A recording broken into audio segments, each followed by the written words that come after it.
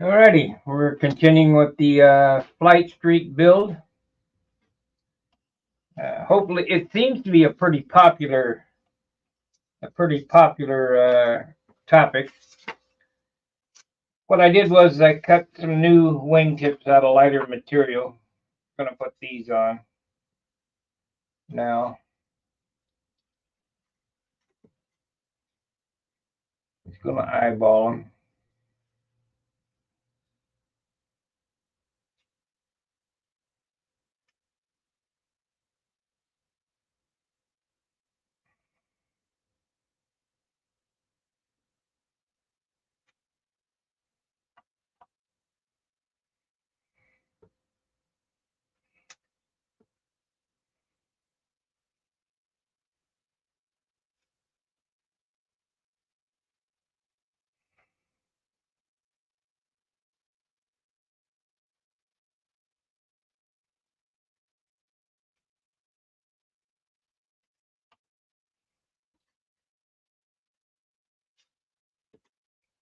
The whole wing was built in hand. Let me see here.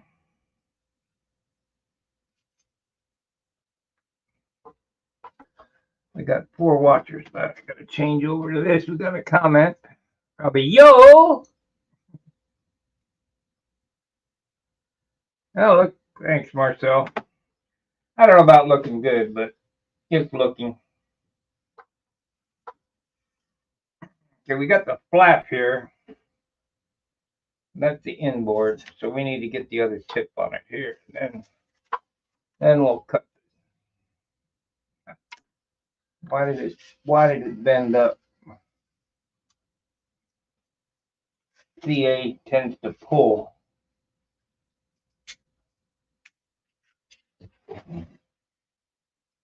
That fixed it. Okay. A little bit up.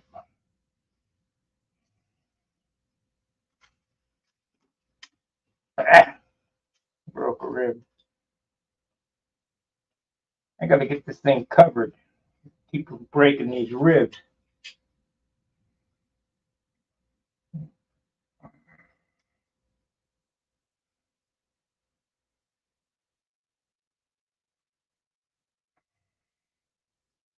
There's no cap strips on this, so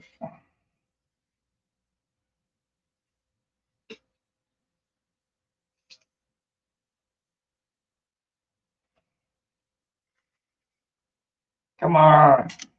There we go. We gotta bust loose a little bit.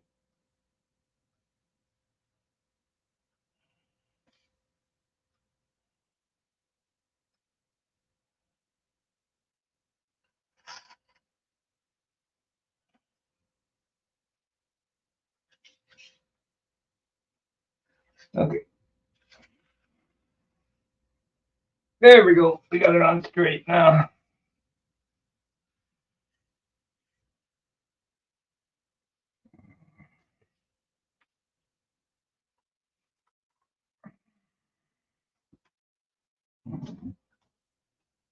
This may be one of the best, certainly better looking Flite Streaks when completed. Yeah, it's the Super Streak.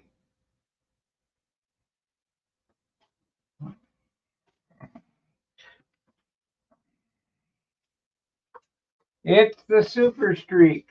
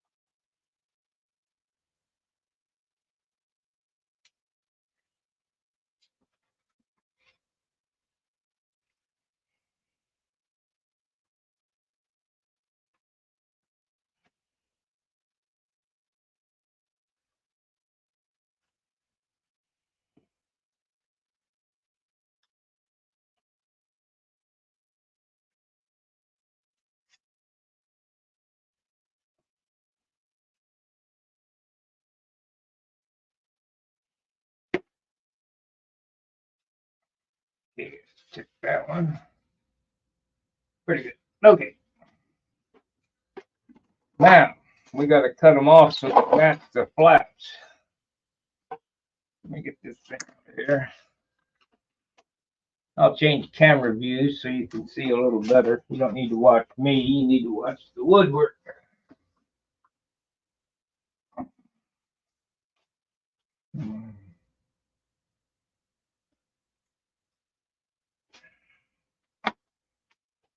Okay, let's get rid of this.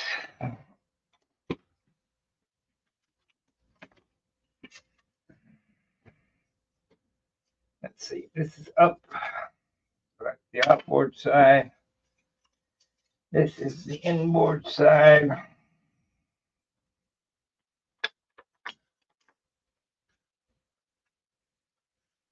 It goes on this way. Hopefully, that goes on that way.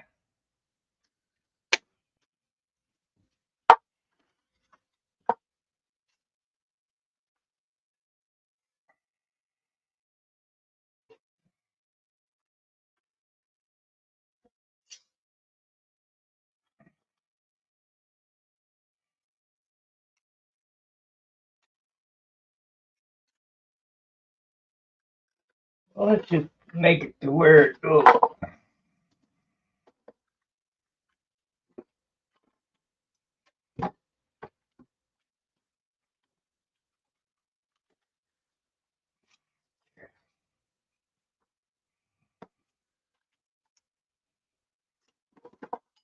I ended up getting a Sig bell crank and some Sullivan lines with, lead outs with this. And that's what I'm going to use on it because we're going to do it just like they did back in the 60s and 70s.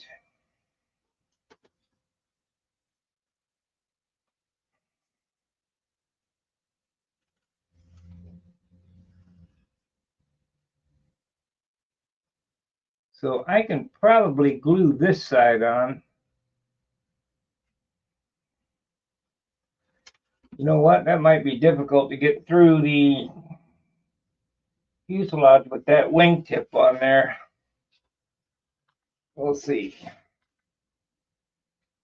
No, I can do it. Okay. I'd like to do this all covered.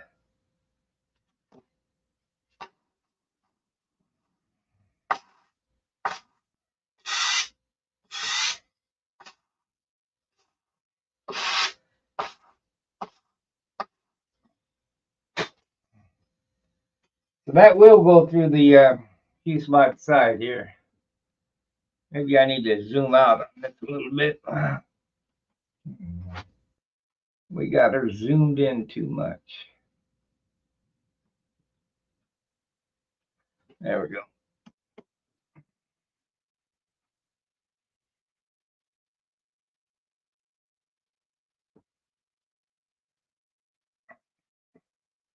So the way that I do this is that after it's covered, it will definitely slide into the wing, fuselage on the wing.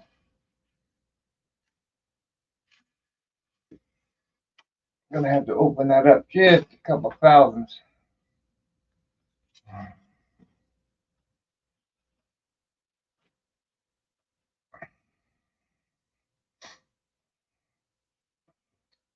Okay, so that'll work.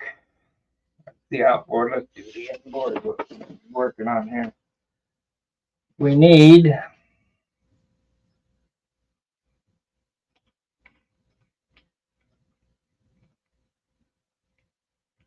Is that your landing gear form? Yes.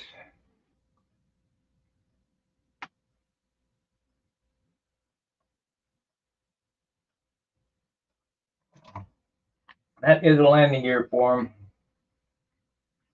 I have 3 of them. As soon as I get this project done, I got to go back to making landing gear because I've got to get Craig Biswick his landing gear made and get them off. Okay.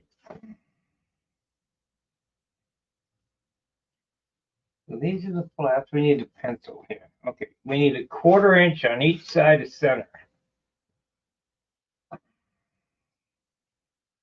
Because that's how wide the fuselage is.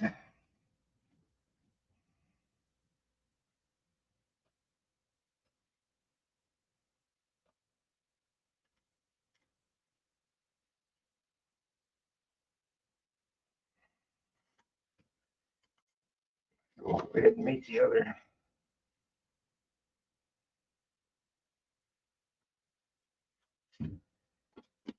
I'm sure this is not the way to do this, but it's my way.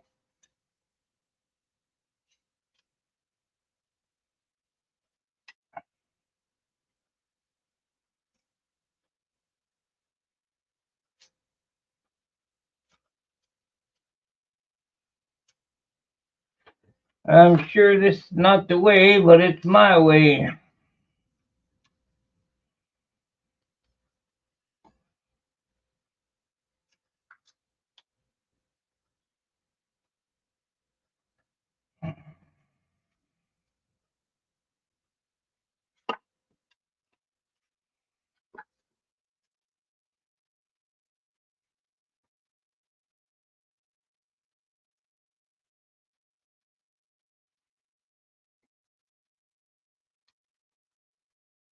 Okay.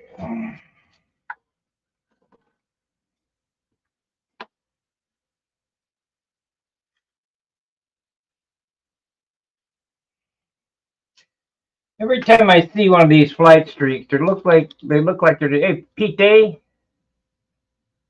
it's going to get a custom paint job.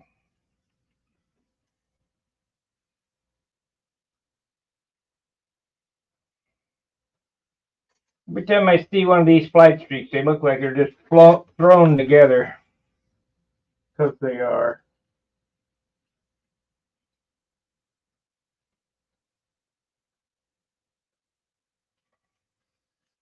Okay, what I'm doing here is I'm getting the angle of the wingtip, maybe.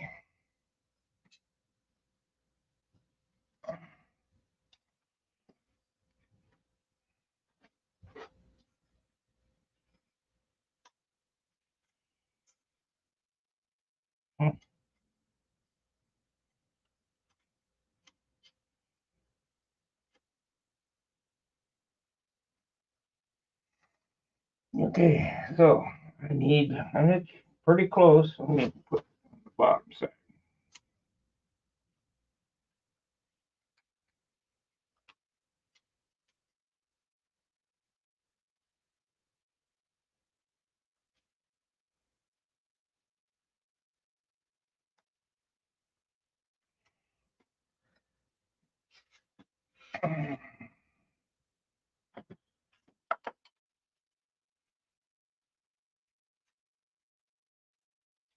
You know what? With the way this works out, maybe I better not cover it before I put it together.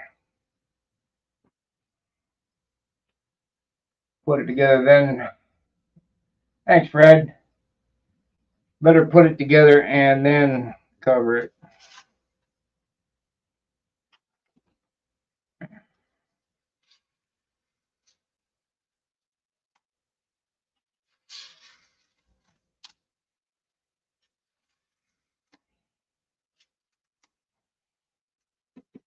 There we go. That's the correct way to do it.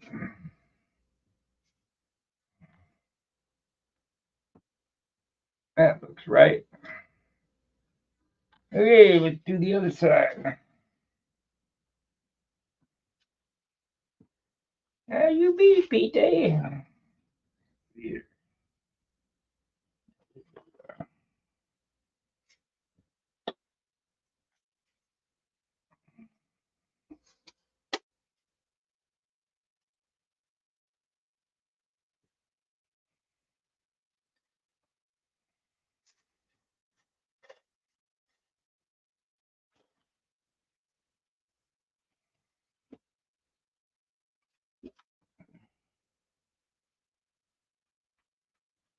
This is not good.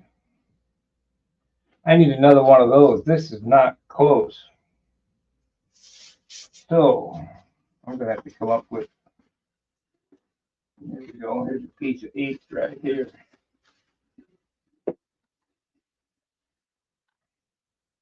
You know, I I cut this by using the stock flap parts, but just notice that the outboard flap is about 3/16 of an inch shorter at the root.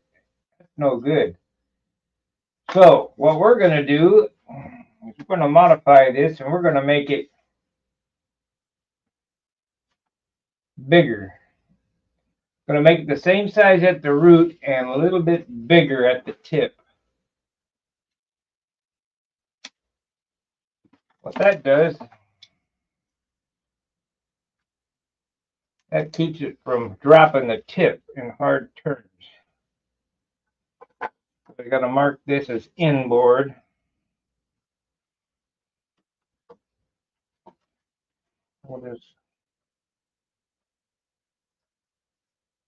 That's the inboard.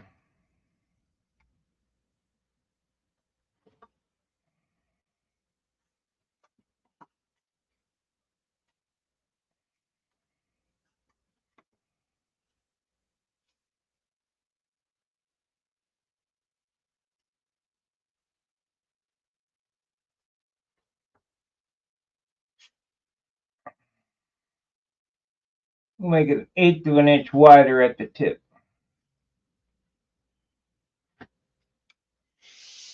Never noticed.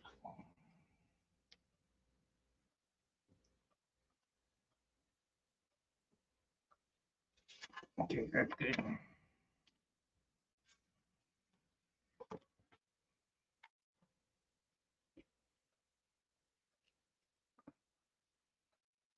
What was the decision for the length of the nose? I could fit a bigger tank on it.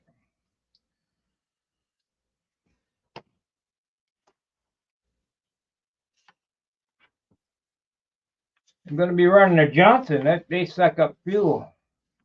Not running a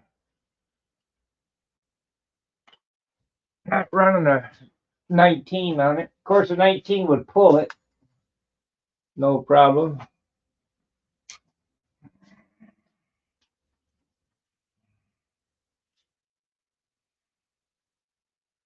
Okay, we have the same root and an 1/8 bigger at the tip.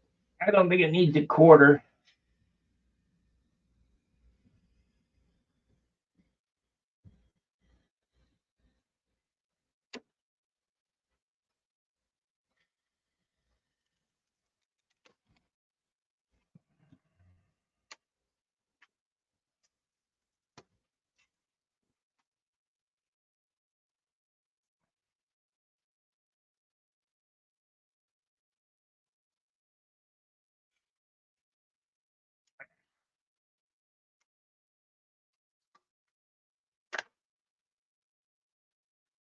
Okay.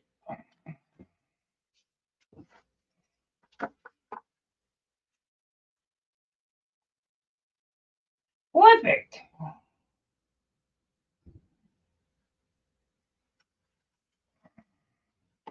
Man.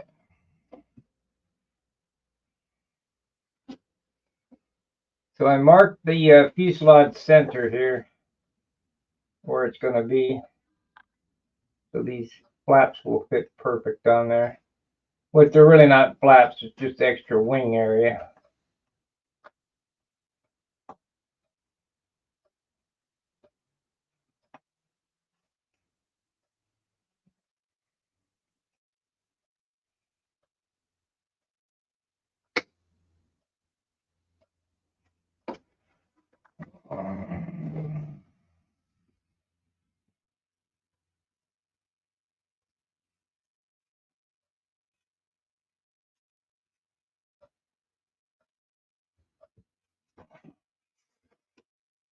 So let's get the cut off here.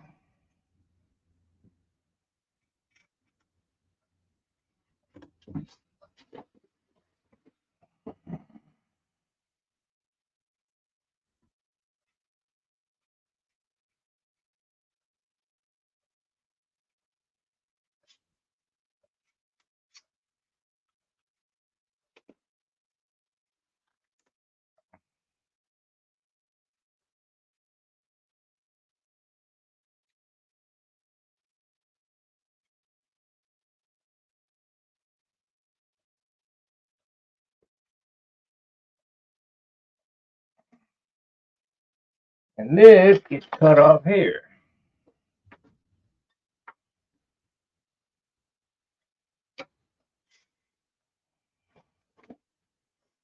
Hmm.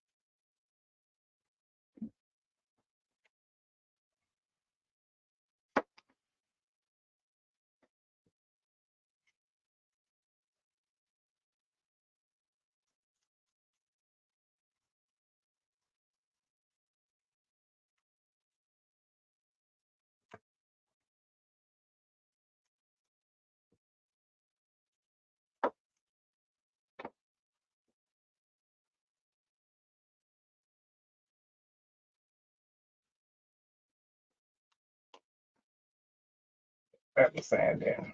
Okay. Let's put the bell crank in and the sheeting, center section sheeting, and glue the wing in. Okay, I need tip lead outs too. So I need, well, maybe we ought to do, so I don't break the tips off, we'll do the tip brace. Is the aluminum landing gear one of yours or Brodak? I don't know where it came from. I've had them for 20 years.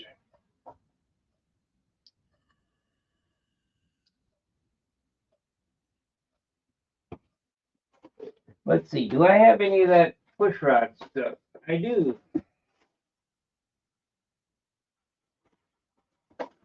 Well, I have this orange shit here. I need the yellow.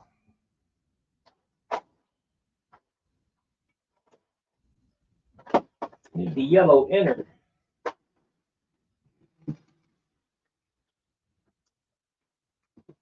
We might have a problem.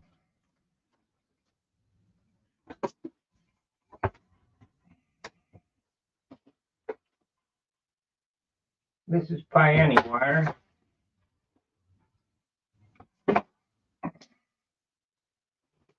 What we got here? This is Piani wire.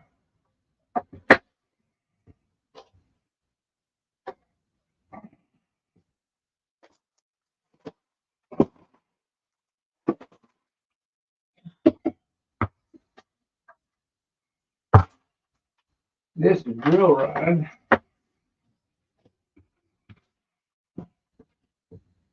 Yeah, come on. I hope I got some.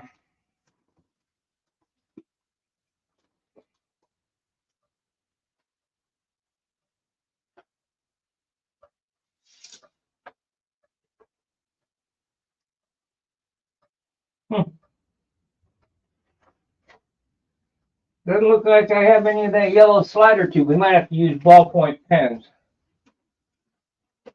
for lead outs.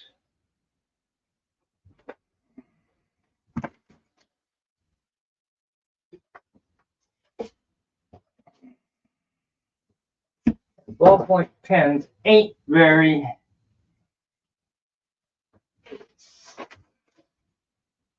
I wonder if I got it over here. I had some of that shit.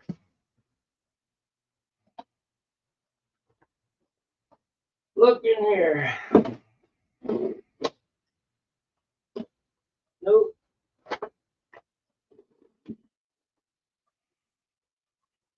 I don't want to buy an RC push rod for that. The perfect lead out material for this is the inside of a yellow push rod, RC push rod, flexible push rod.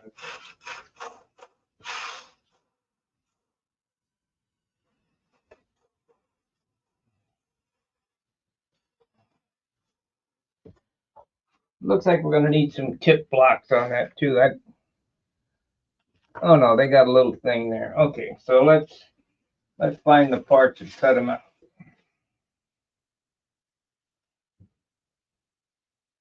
This is tip 3. I guess I could use these pieces.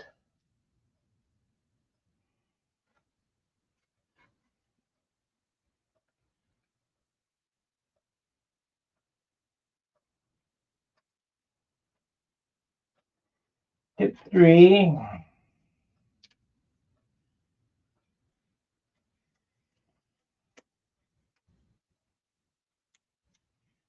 Tip 2.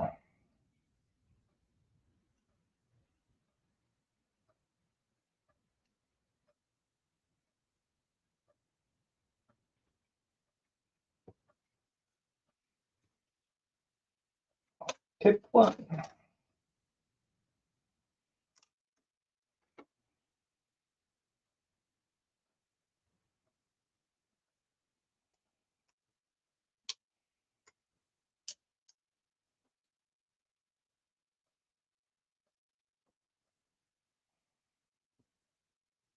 Well, there's a tip 1.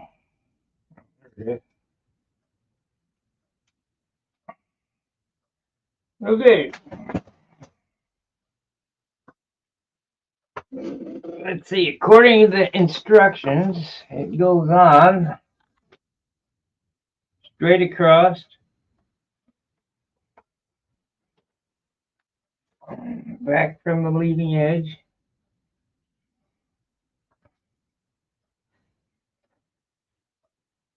No, actually, this should be filled. I think we'll fill that with wood.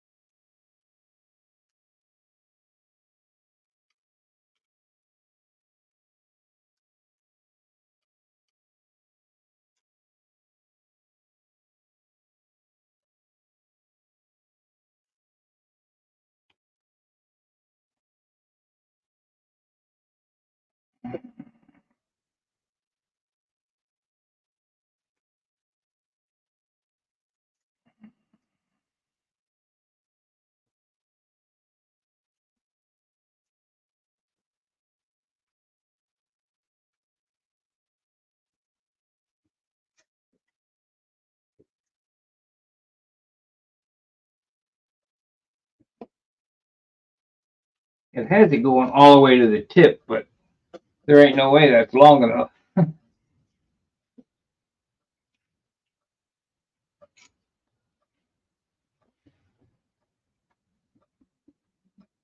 know, I could make it long enough to go all the way to the tip.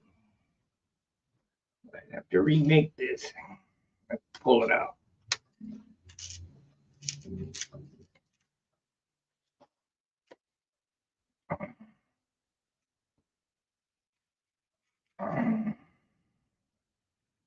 You guys enjoying the Flite Streak build?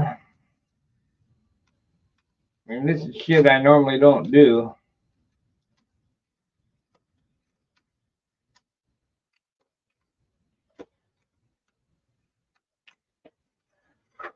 I was going to hole all this out too, but it doesn't look like it's really a valid way to go. So let's get a piece of wood. We need a 16th. We want to go from there to the tip.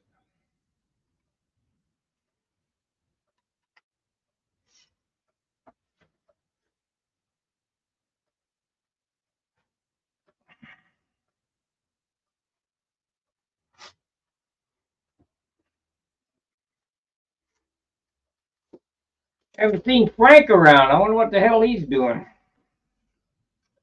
From Frank's Model Aviation. Usually he's watching me. I watch all his stuff.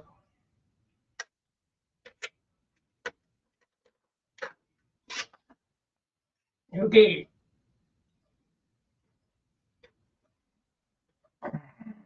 We need to mark it with a pen or pencil.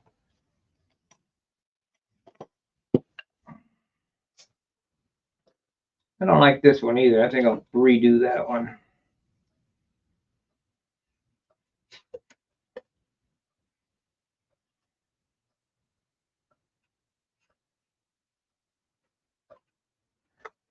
Redo.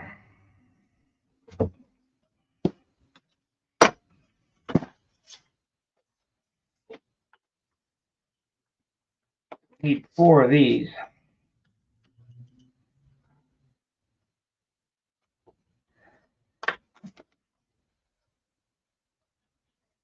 Ah, you bitch. I'll redo that one.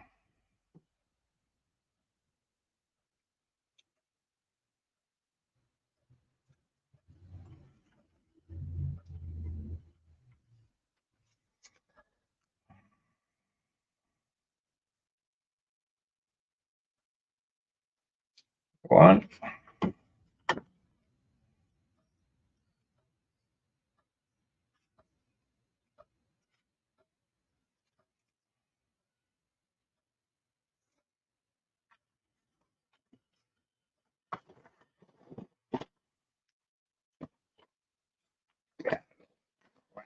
Finish. 1.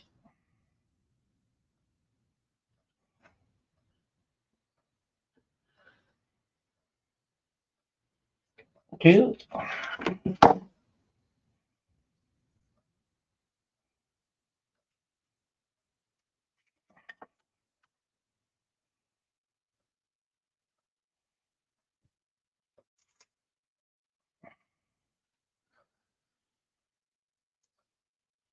3.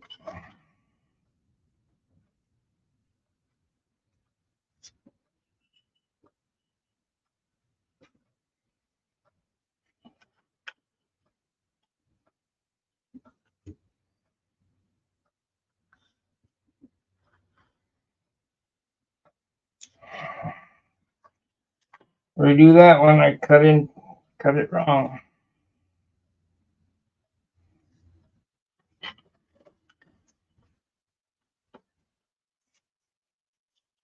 They're getting bigger.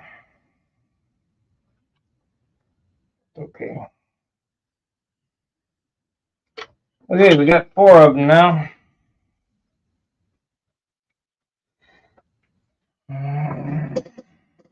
So we go there.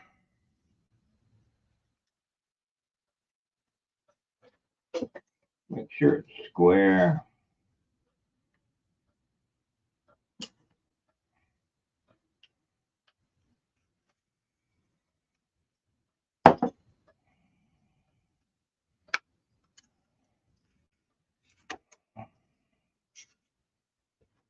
Yeah, I would just leave it. That looks good. Just a Flite Streak.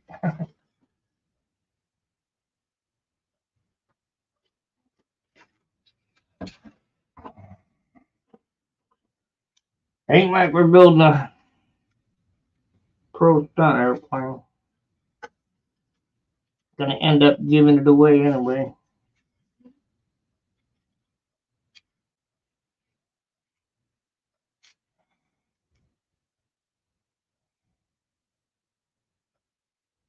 Giving away or sold one.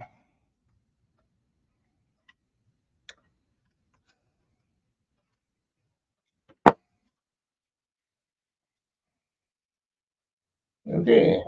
That now we need that T3, so we need a T2, which is this one right here.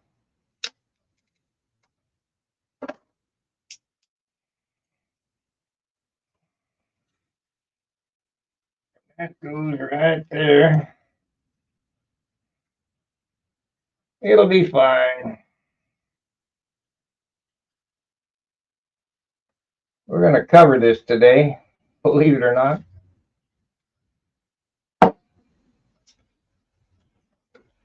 T1.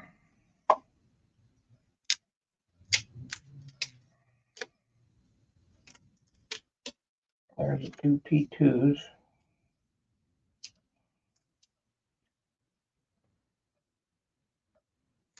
We got T3s, but I already made those. So it looks like I'm going to need a couple more T1s. Oh, here they are. T1. And T2.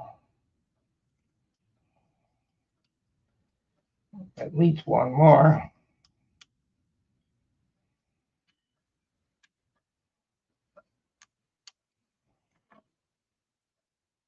Oh, here they are. They're all here. No, they're not. There's one missing.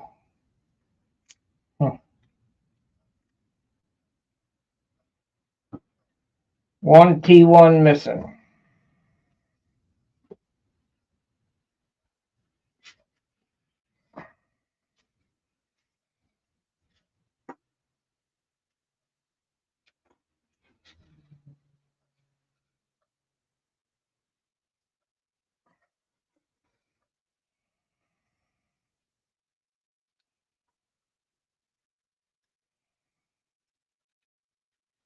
I might as well make it because it doesn't seem to want to cooperate.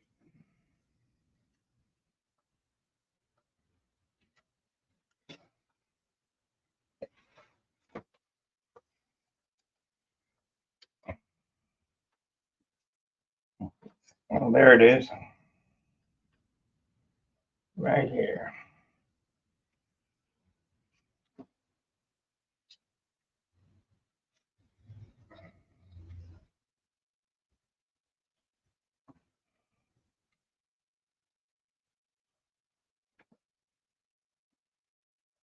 That's it for time.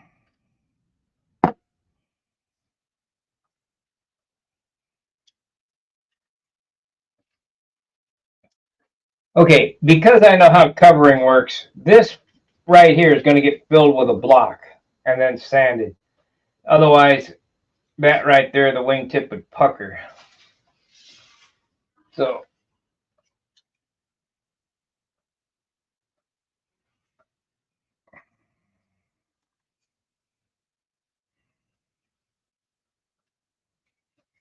measure out.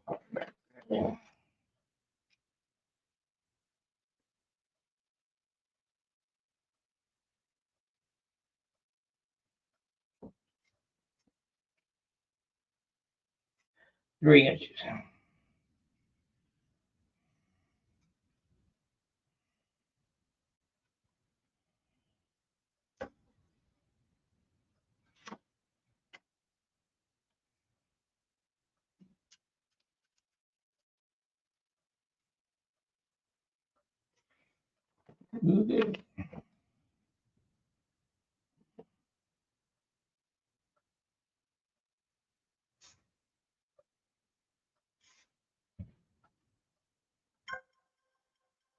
Oh, who's bugging me now?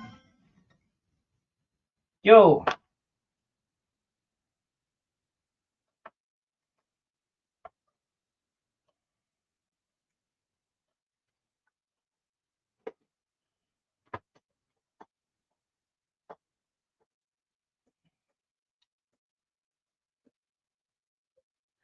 Go on my channel and look for shorts. And the name of the video is Joe and his Venus.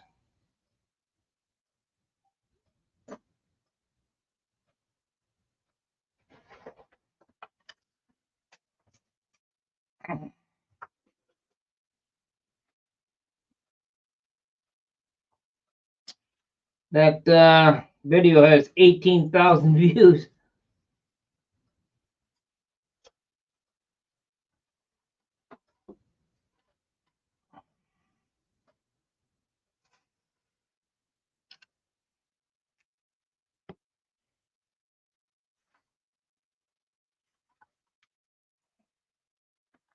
Looks like I got two flat ribs there. I don't think I'm going to worry about it. We want it a 1/4 inch behind the leading edge. There on that side, T1 right there. It goes parallel, straight. Right, looks good.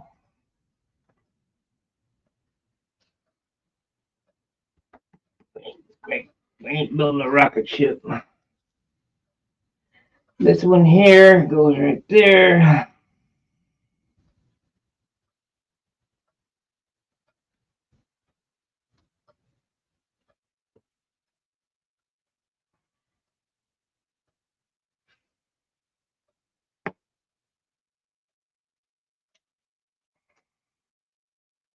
Now this is being built pretty true to its roots. I mean, few changes, but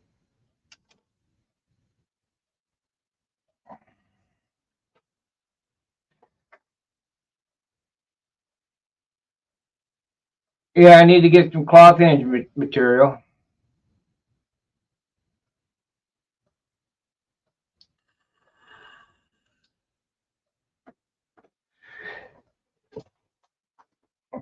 See what he said here.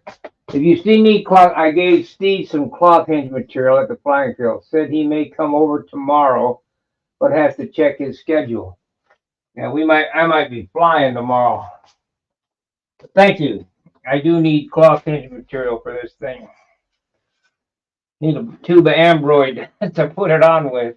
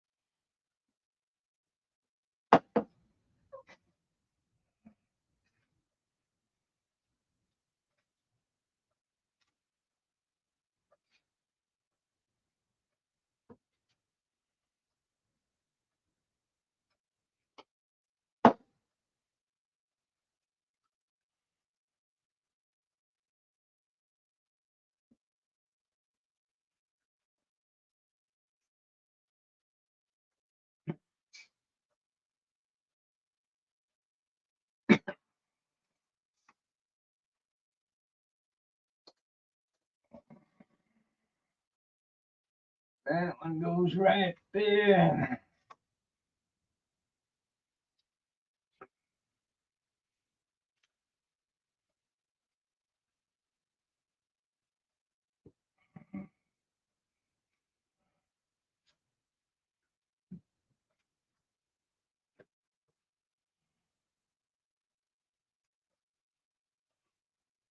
After this, we're gonna have the makeup. Hey, thank you, Scott.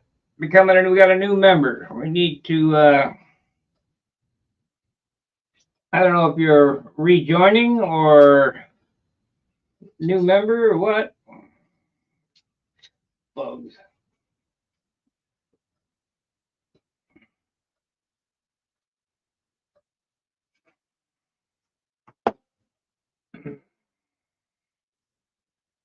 Okay, this one here needs to go right there.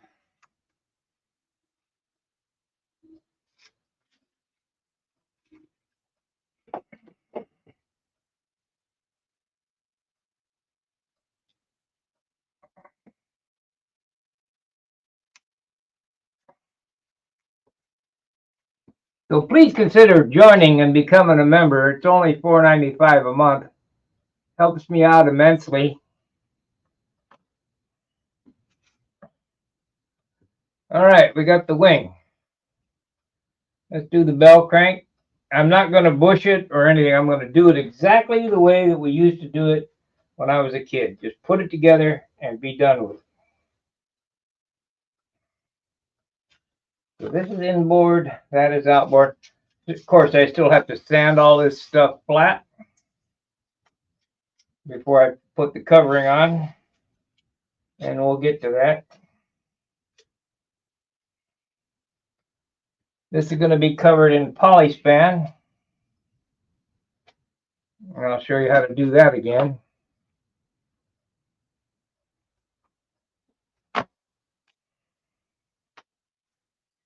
You'll be able to drill this puppy into the ground.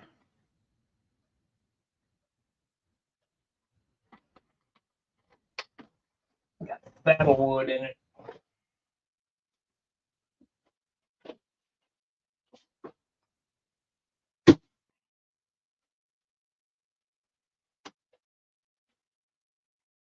We might do it like the original box. Black on the front, clear in the center, and red on the trailing edge with a black stripe. We may do that. And I don't have decals, but I can make my own stuff. And it's not Flite Streak, it's Super Streak.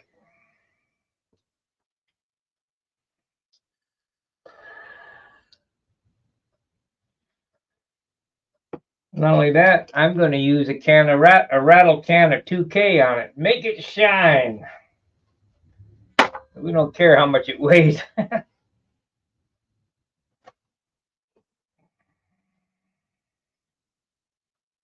Let's see here. Where are we at? We need to round up the bell crank and lead out to get that set up. There's the lead out. These are Sullivan lead outs. I'm even going to use the crimps on them. I'm not going to wind them. I'm just going to crimp them.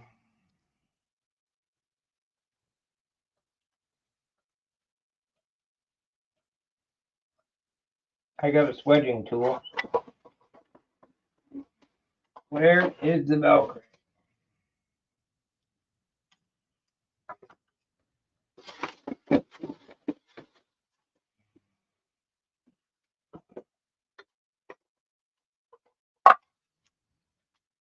Come out, wherever you are. I know you're here. I've seen you.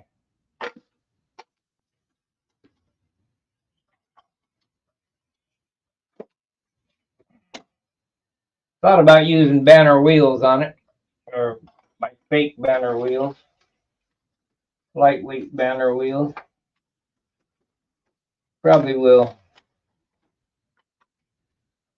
just for nostalgia. Can't find the bell crank. I wonder if I got a big 4-inch bell crank up there.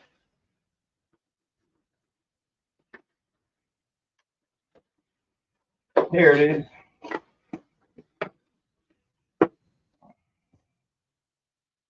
All right. You know this is old, $1.45.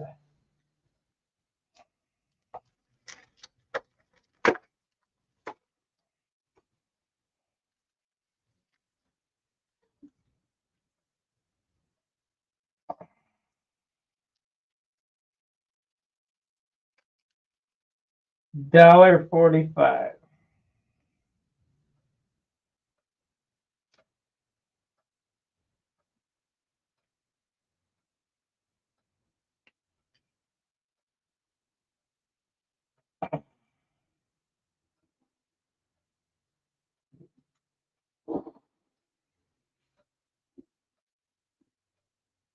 Hmm. Mm-hmm.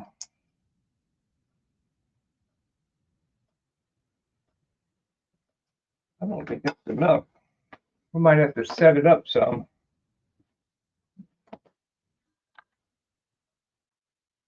I'm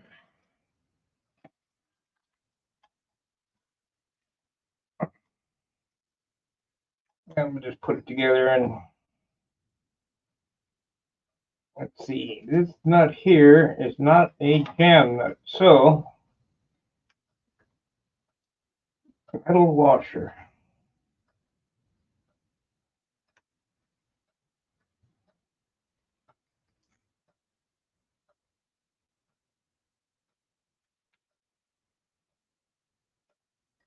Take that blasting off of there.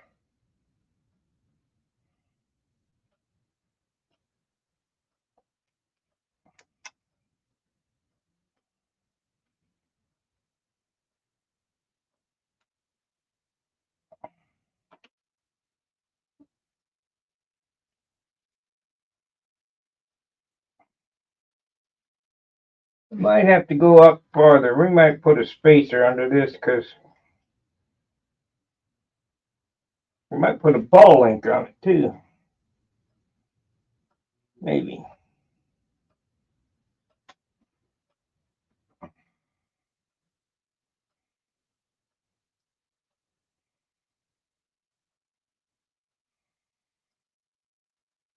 Maybe. You know what? I bet I got a cap screw for that instead of this crappy thing, and a jam nut. Okay, bleed outs. Where are they at?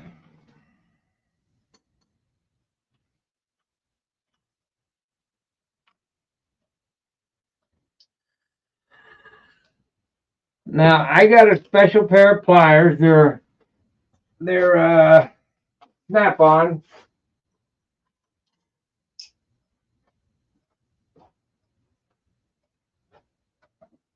The swedging pair of snap-on pliers. And we're going to do this the old way. If I can find the lead outs there. They have them being crimped with some kind of pliers.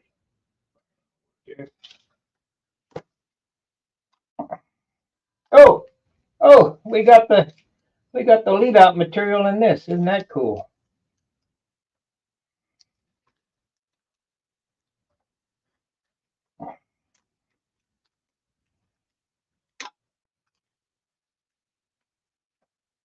Isn't that cool? Okay.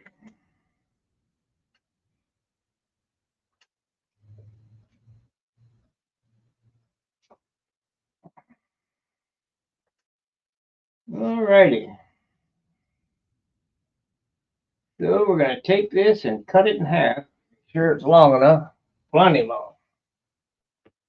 Plenty long.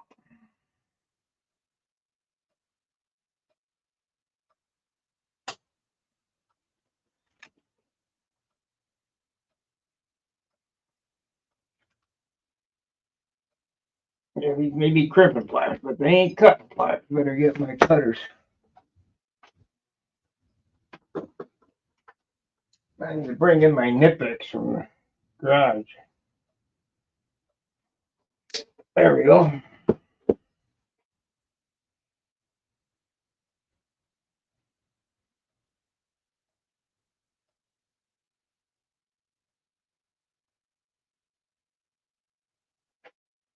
I'll cut them one at a time so they don't spray, and then put a drop of CA on them.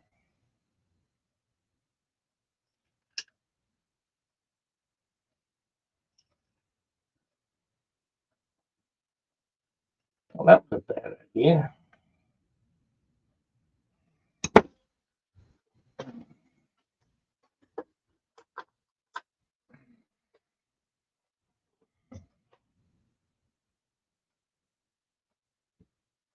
There we go.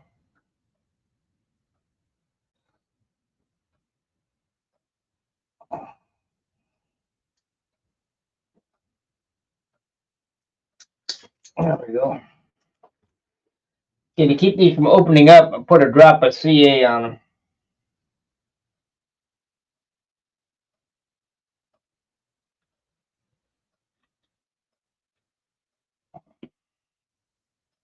Kind of keeps them from unwinding.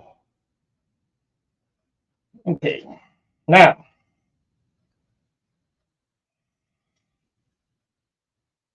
I put the ferrule on.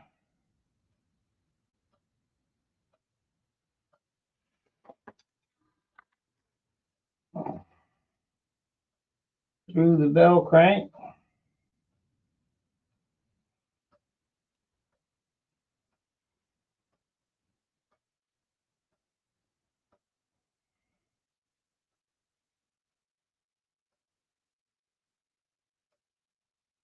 We may have to wrap these. No, maybe not. Okay. Now, this has got to go back through here.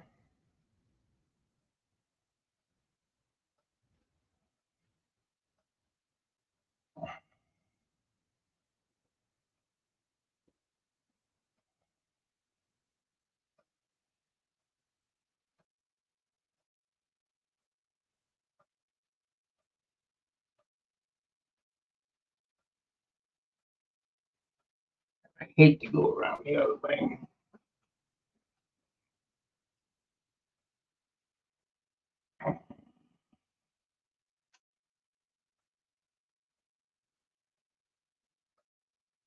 Can't get her started.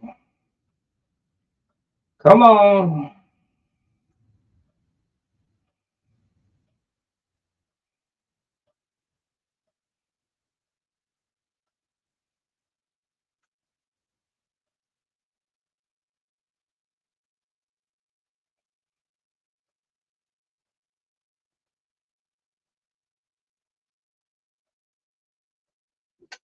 Nope, it ain't gonna do it.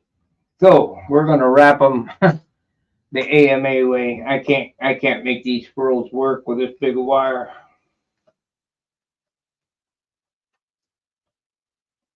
Only take a minute.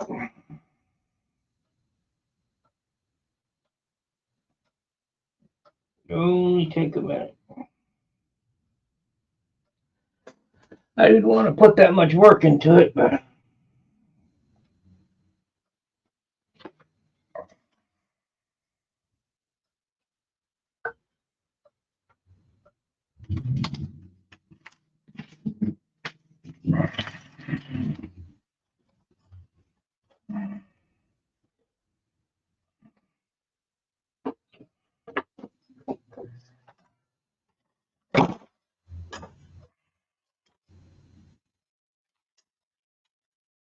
I know it's sitting right here somewhere under this crap.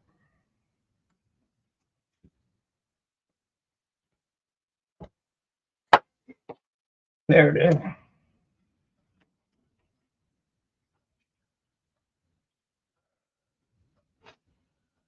I've had a great success using those bell cranks. Several models still flying today, including my current Flite Streak. Yeah, they're fine.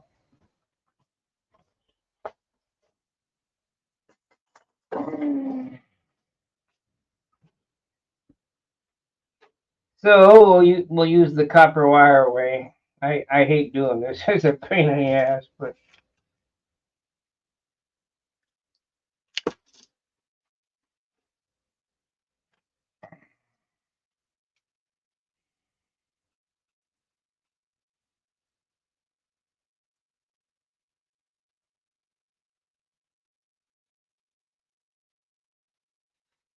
we need some forceps. That's what we need.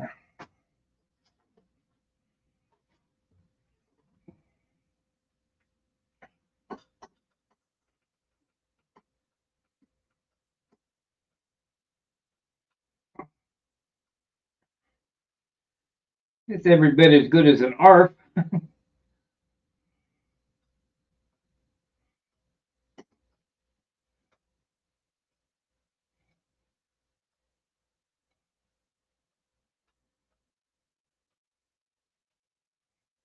And if a barf can do it, I can do it.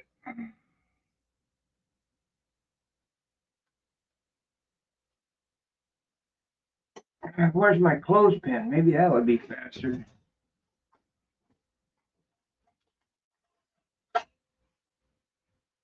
Let's give this a whirl. Maybe we can do it this way.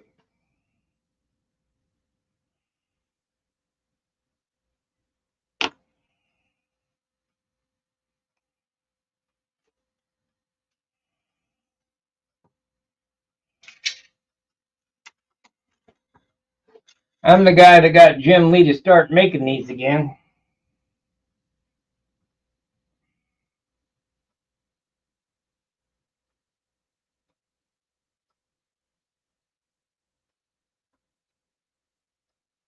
Except somehow it's got glue in it. It's stuck. There we go. There it is.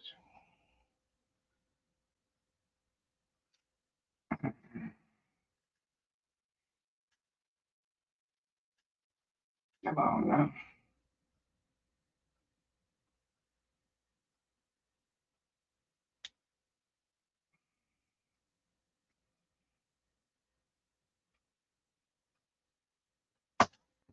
Ah, you bitch. Come on done.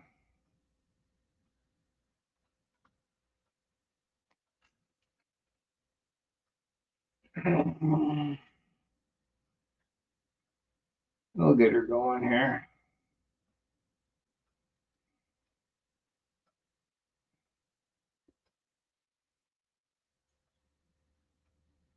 We'll get it going. I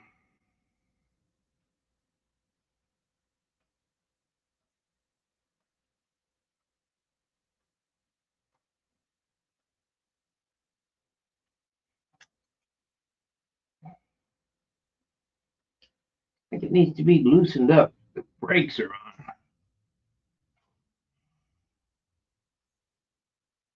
on.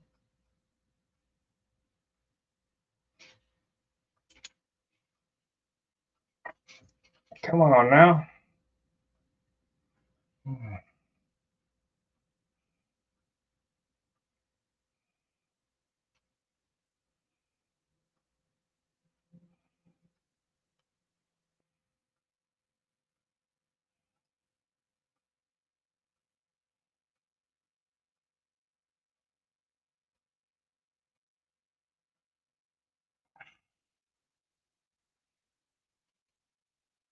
Okay, well,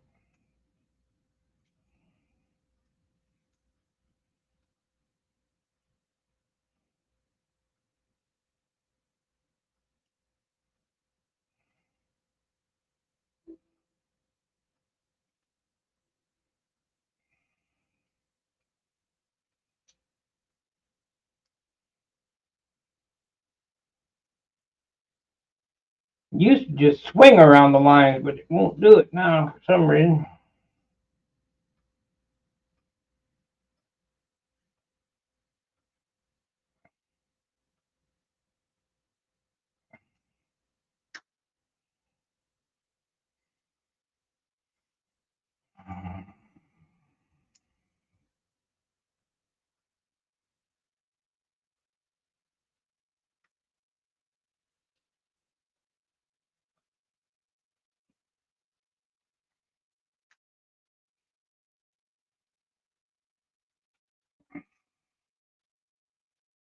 So damn tight.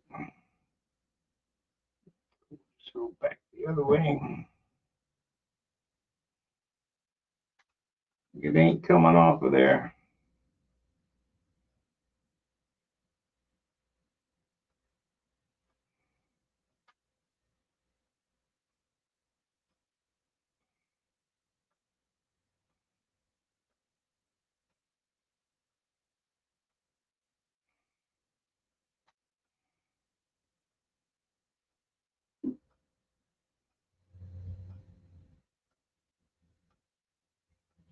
I forgot all about it. I had this clothespin. Maybe I got it on upside down.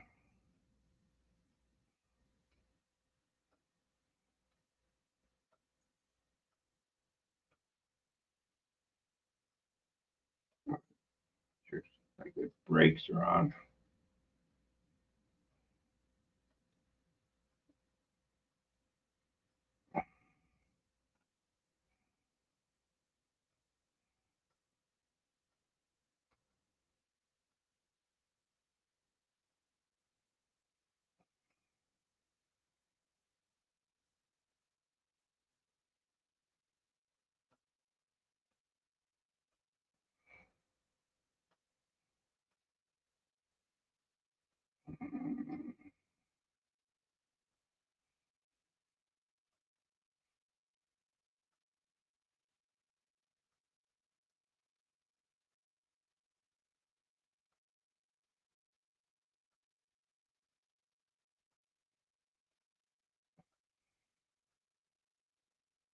But it ain't coming off of there.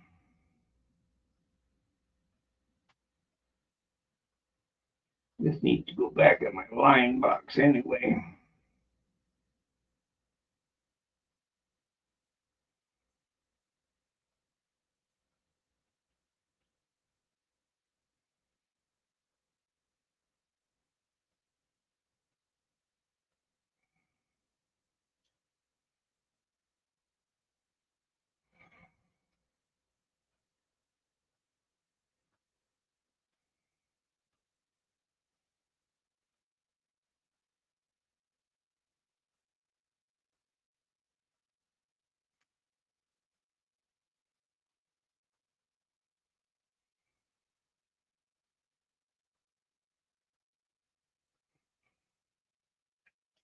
It'll be fine. This ain't rocket science what we're doing here.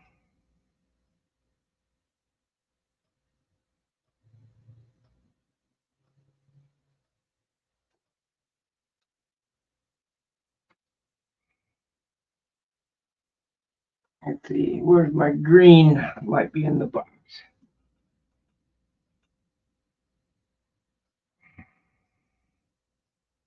My torch.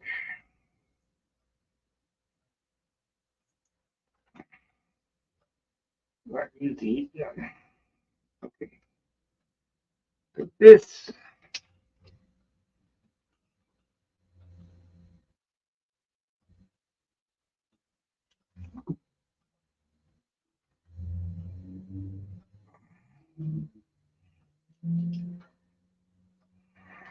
Wire. No.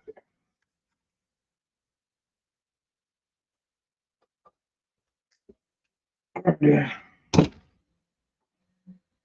Okay.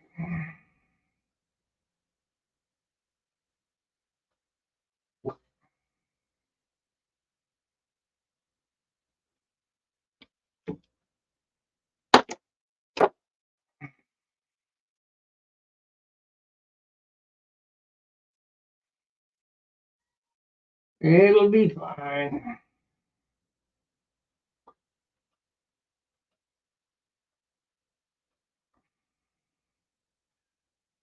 I hear the cat wants in. You're not coming in here. This is a cat-free zone. Yes, it is.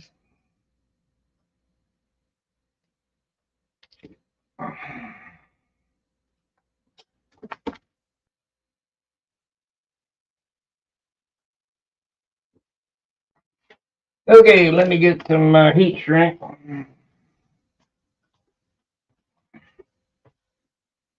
Cat-free zone.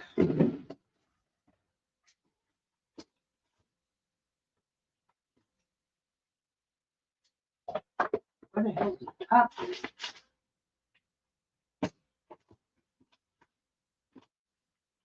Oh, missing the top.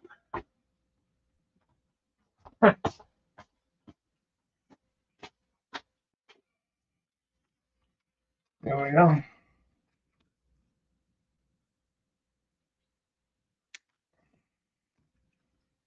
Cat-free zone.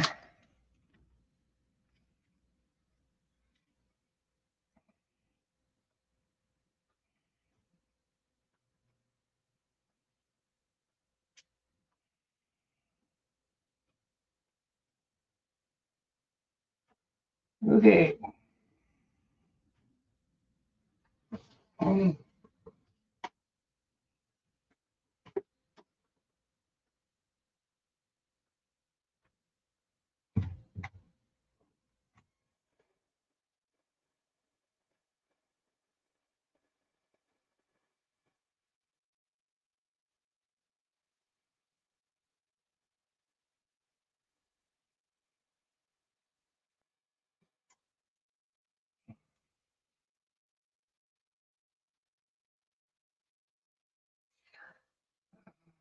Okay, it's one.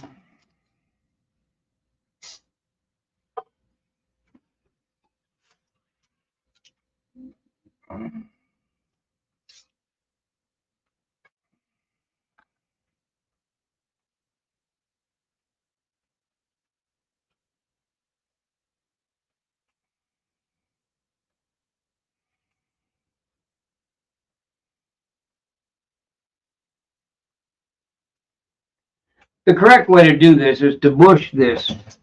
Put a piece of copper tube over it. But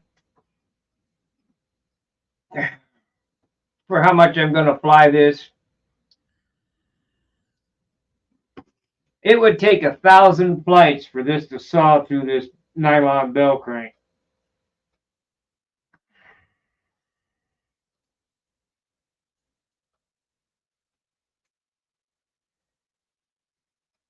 And I don't expect it to see 1,000 flights.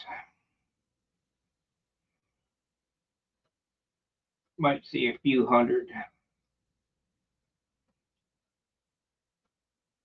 Because, like I say, I'll fly it a little bit and sell it or give it to somebody, and they'll dork it. So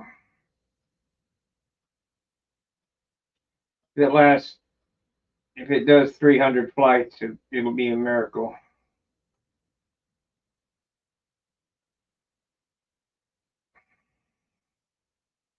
I got so many airplanes. This was a just quick down and dirty way that I used to do it in the 60s and 70s.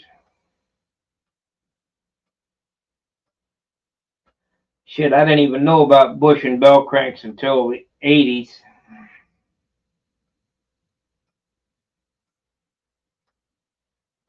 My buddy Rob Gow used the Bush Perfect bell cranks and Vico bell cranks.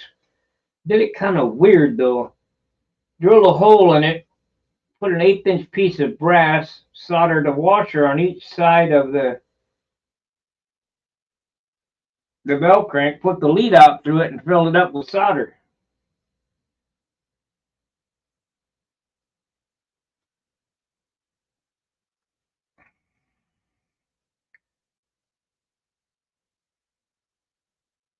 We didn't do it the right way back then.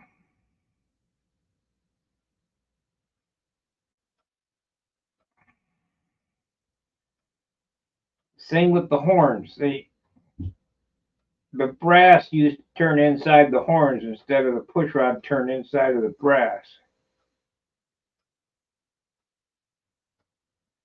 So, needless to say, there was some control failures back then.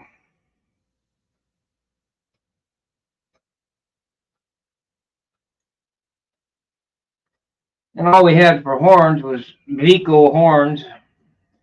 That was the high standard Vico horns.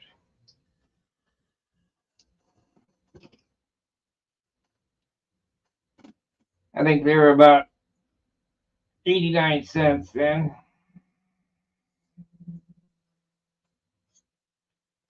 Of course, you used to be able to paint your airplane for $5.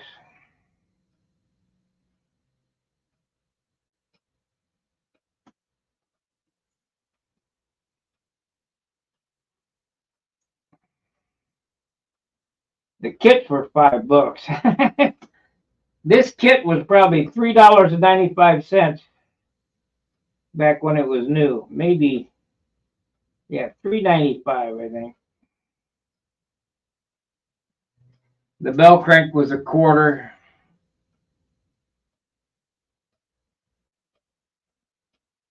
Lead outs. This is $1.45.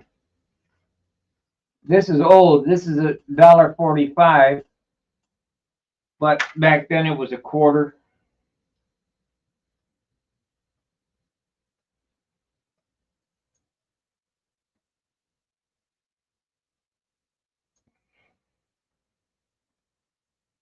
I got a harder speed pan. I've shown it. A half-A speed pan up there. I think it's a magnesium pan. It's $1 something, maybe $2.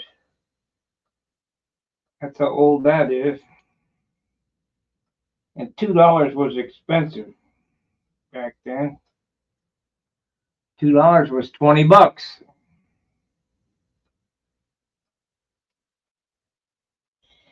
Consider you could get a McDonald's hamburger for 15 cents.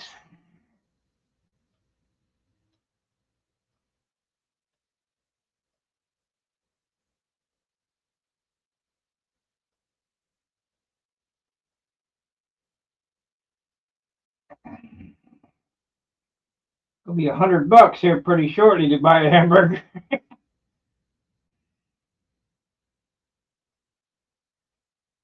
Going to be cheaper to burn the money to keep warm than it is to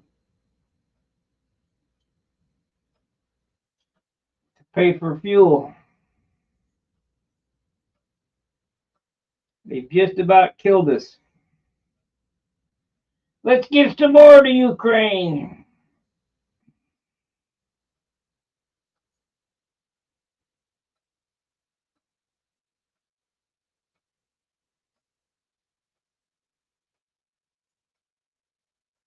Well, that's enough. You guys know how I feel about all that stuff. I think we're in deep trouble. Deep, deep trouble. What's the tool you're using for wrapping the lead up? This is a Jim Lee. I'll show it to you as soon as I get it done here. And I'm not using it the correct way. You're supposed to fling it and it goes around in a circle, but I can't do it on these for some reason. I can't get it to work.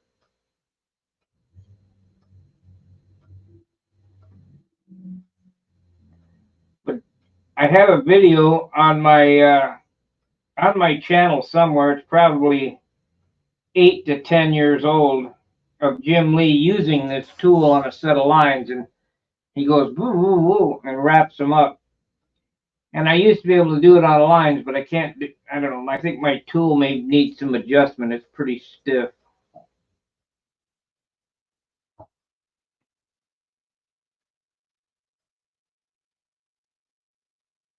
And you could make one yourself, or you could just buy it from Jim Lee. I think they're 25 bucks. He quit making them, and I saw a video that Hunt did, and I saw him using that tool. And I said, this was at SIG about 15 or 20 years ago. I said, hey, Jim, you got any of them clothespin line wrapping tools? He said, no, I don't make them anymore. I said, well, how come? He said, nobody will buy them. He said, how much would you give for one? I said, 20 bucks or whatever. So he made me one, and now he's got them. You can get him while, when he's at the Nats and he's got his booth set up. He's got them there. He's got the best ball drivers. Now, John is making my prop extensions now, but if you want a prop extension, Jim Lee, that's the way to go.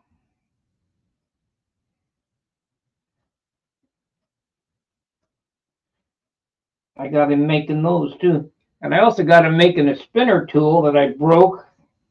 I need a new one. I better call him and make sure he's got one. What it is the ball driver with an 1/8-inch wire instead of the hex key on it, so you don't tear up your spinners getting them on and off.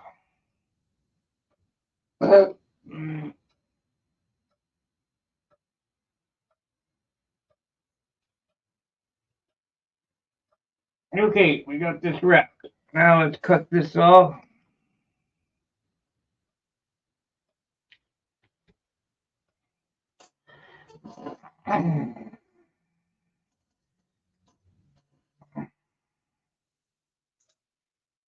Come on.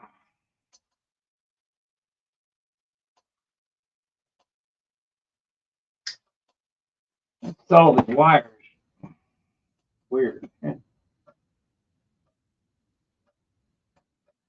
Okay.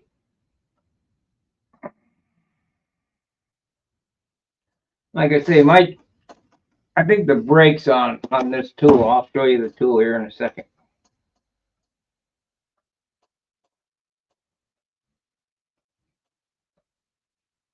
Let me get this finished while I'm thinking about it. Don't screw nothing up.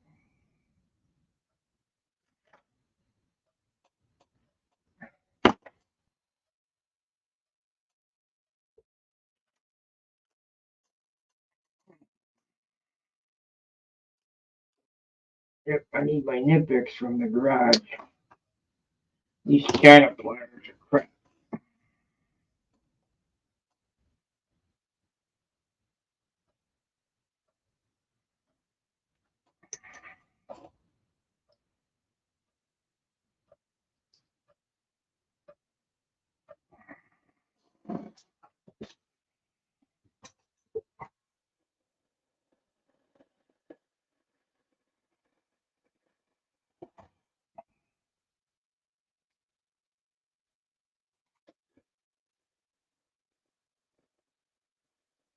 You're wondering how I'm starting and stopping my heat gun without pulling the trigger. I have a foot pedal.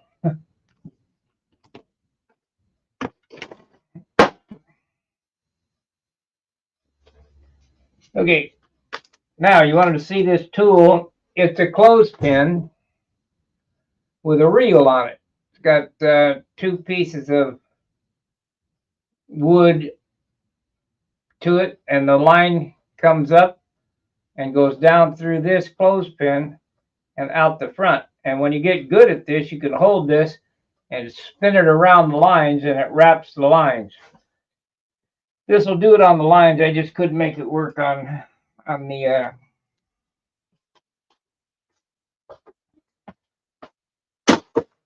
couldn't make it work on the lead outs. I think the brake's on. All right, this is what I was looking for right here. This material right here is the inside of a flexible RC push rod. I thought I had one. I didn't know it came with the lead outs, so that's good. But you just cut this up and you use this as your lead outs. So we need to, what is this? This is epoxy mixing tool. Need to put this back in the box. I do not know what happened to the lid in that box.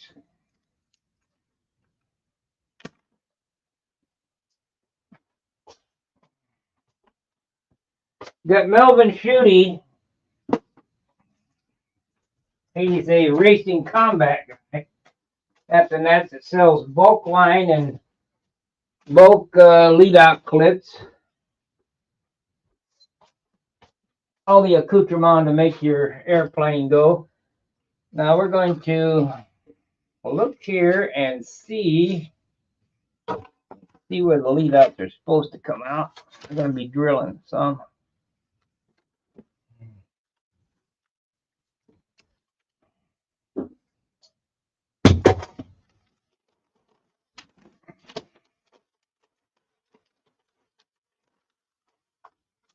Well, I don't follow plans very good, but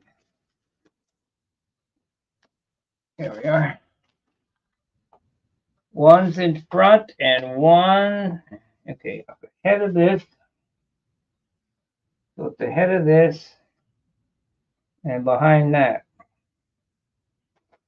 Okay, so we want to do the head of this right here.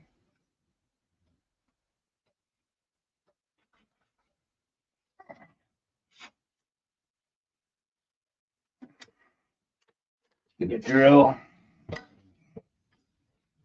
Get a drill.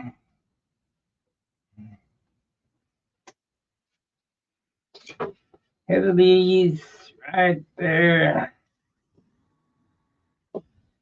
And behind, just ahead of this, put it behind.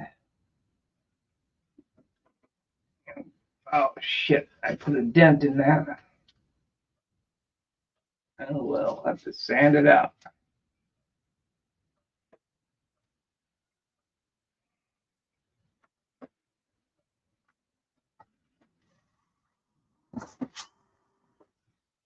Oh well. Let's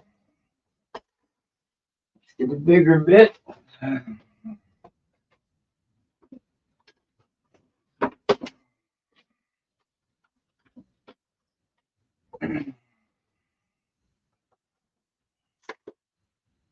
We're going to be covering here shortly.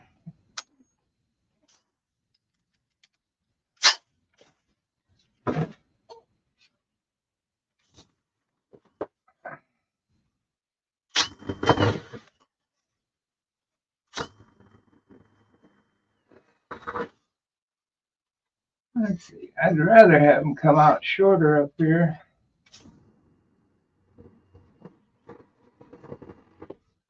We'll see if that works, but I don't know.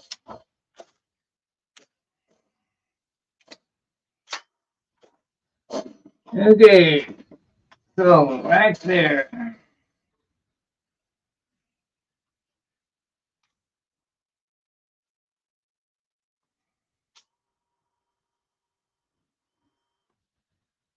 Okay.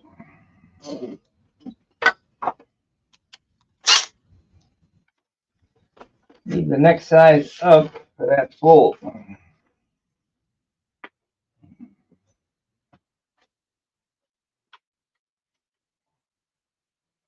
Of course, it's here we go. Yeah, that's it.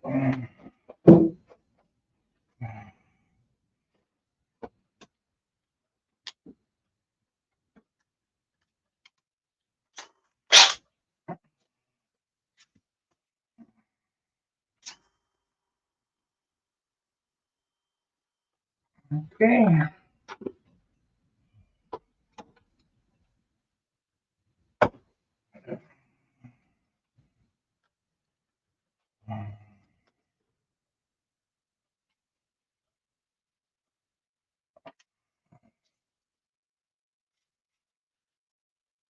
Thanks, Phil.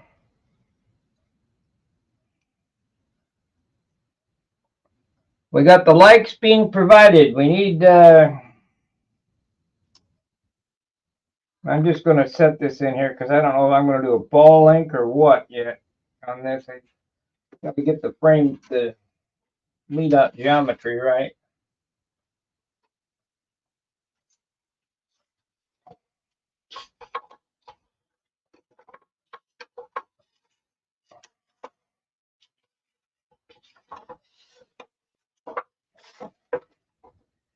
You know, I bought a Ringmaster 576 from Tom Dixon. That's a quick build project. It took me 2 years and I never finished it. I sold it to John Paris. He finished it. Looks real nice. I don't have a whole lot of interest in these projects. And if I got no interest in it, I don't go anywhere.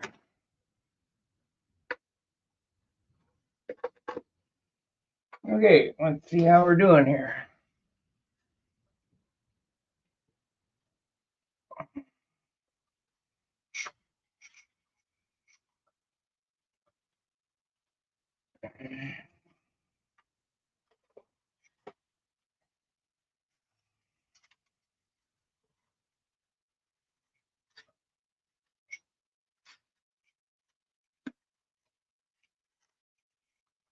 I like it ahead of that. Maybe it'll go. It will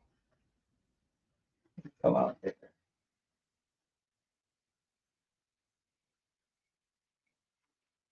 Okay. We're going to have to open that up. Now, where's the nuts? The fixings. They should be right here. There they are.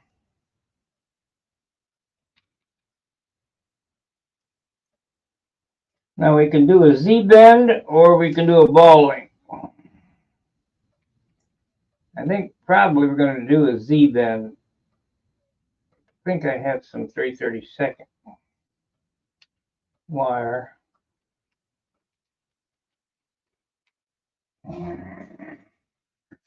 Like I said, I don't want to make a major project out of this.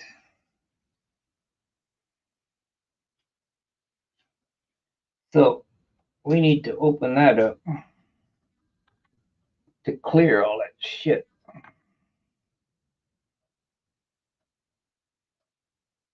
Hmm.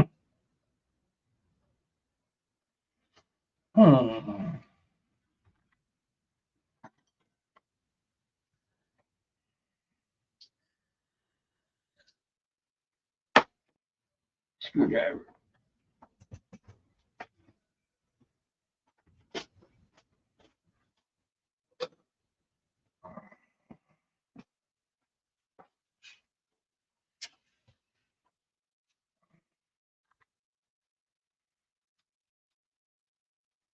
Would you guys like to see me do more of this type stuff or stunter stuff?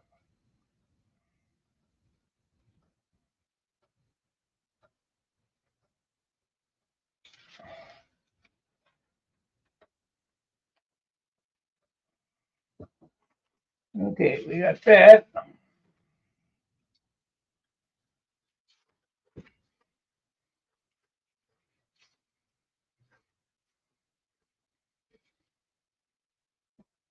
we need to open that up a little bit too.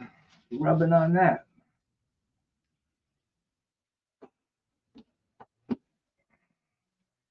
So we'll open this up here. Even though this is just a Flite Streak, you want smooth controls. You don't want anything rubbing or touching. Just not any good. And we'll cut this out.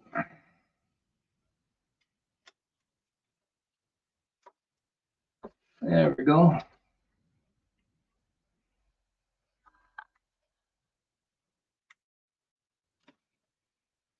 Nothing rubbing, nothing touching. Okay. See how it operates. That's better. Now, a little bit right there.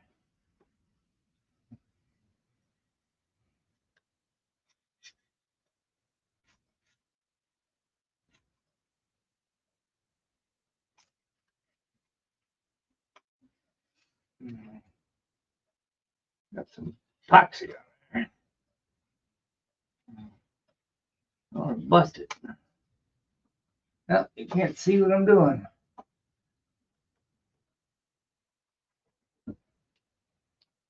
I'm clearing any obstruction that this bell crank might touch in its swing.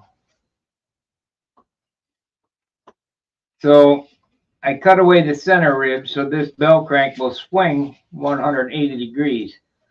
You're not going to swing it that far. However, you want the ability to. Okay, we need to cut this away too. It rubbing on that.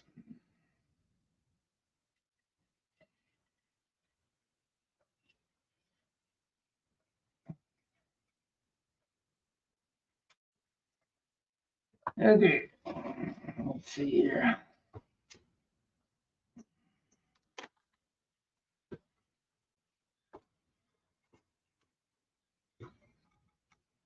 Yep, there we go. Okay. Charles Foley,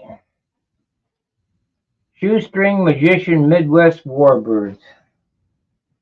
You gotta go on the forum and see Warbird. He does those. I love this work. Too bad you can't get a new Super Streak kit. Everything a new model needs to complete this legendary profile. Yeah.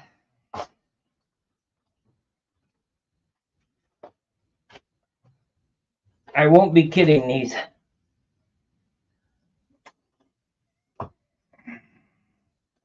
Only difference, I mean, there's just a few differences. We got a 1/4-inch elevator stabilizer.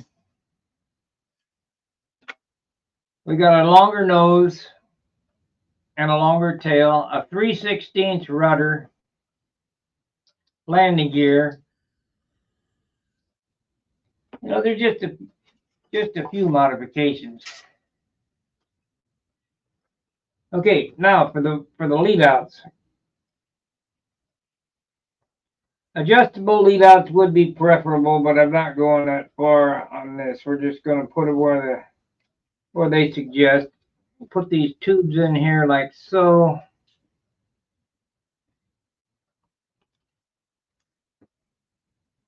And epoxy them in.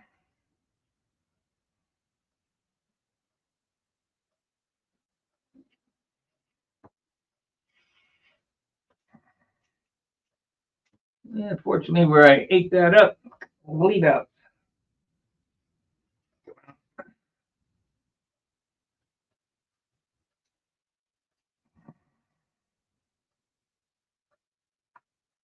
You know, I could use a thick CA maybe. No, better use epoxy. Better use epoxy.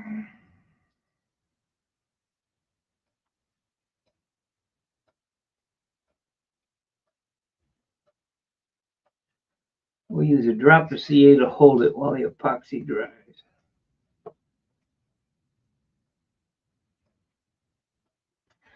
These damn nozzles. I can't believe how quick they clog.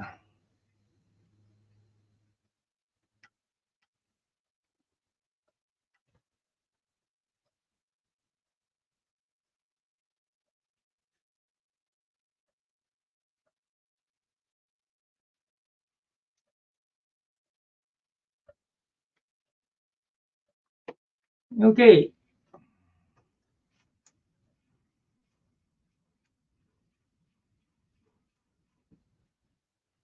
Okay.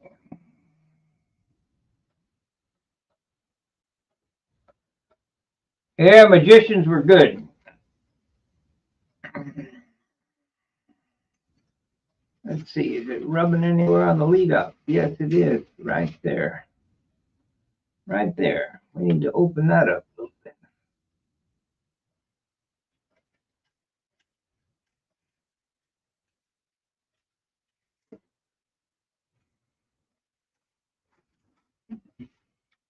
Nothing rubbing there. Rubbing right here. I mean, lead out would eat the rib away, but we'll cut it out. Doesn't do it until full swing.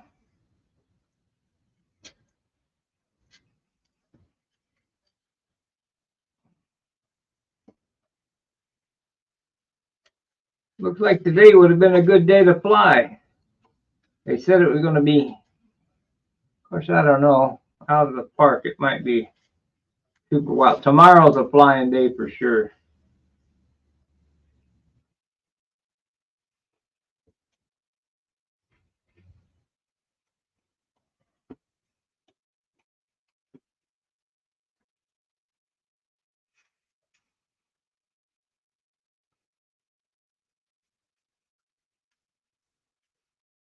Let's see here. Is that hitting anywhere? Doesn't hit the full stop right there. Doesn't hit the, we're not going to go that far. So most you're going to move it is about like that.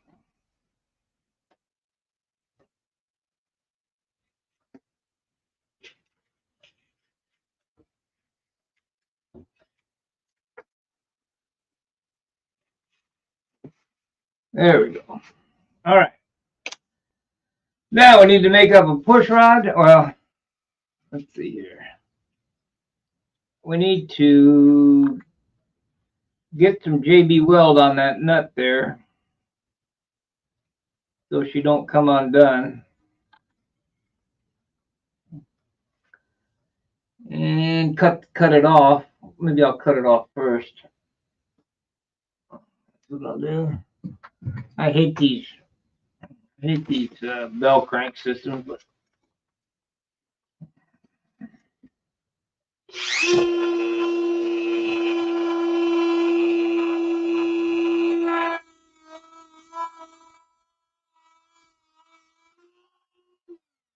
okay, it won't hit the sheeting now. Get some JB weld on it. I think we should probably tighten her up some more.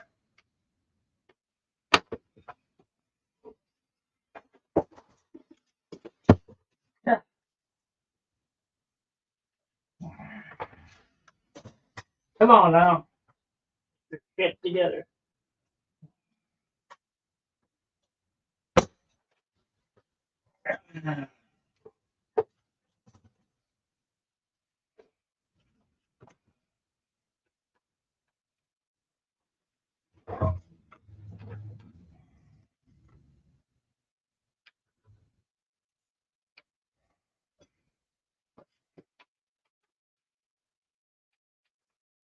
Wonder if I got a nut driver.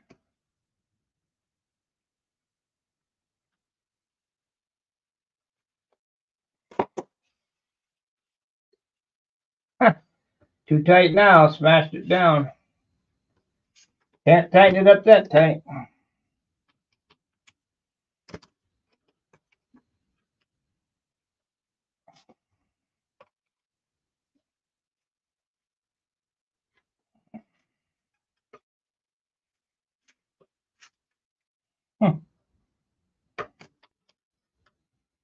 This is why this stuff fails.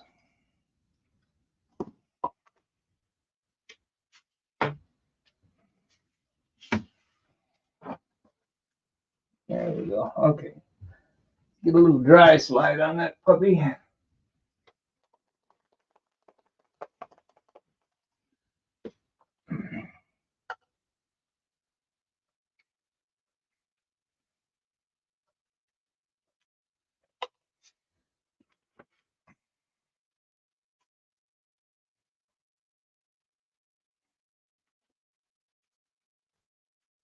All right. Okay. Let's get some JB Weld made up. What's Terry have to say? I built 6 of these back in the 60s prior to Christmas. The Koi 35 redheads was perfect with perfect metal tanks. I included a single wheel, but I rarely flew mine with any gear. Flew off grass. Yeah, we fly off pavement, so I gotta have gear, otherwise it'll tear it up.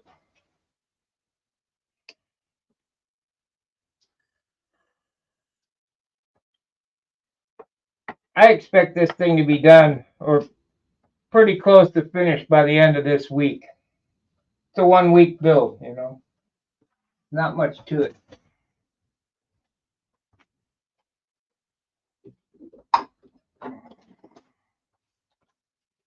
Yes. I saw him. Thank you.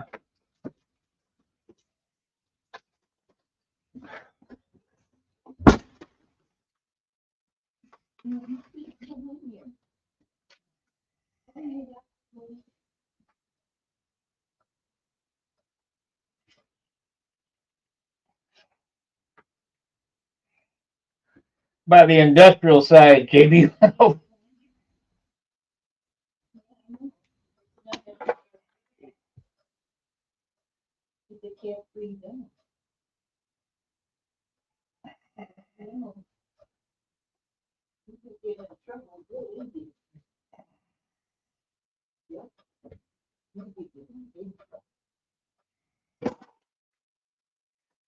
Okay. Popsicle stick. What are we gonna do for a push rod? That's what I want to know.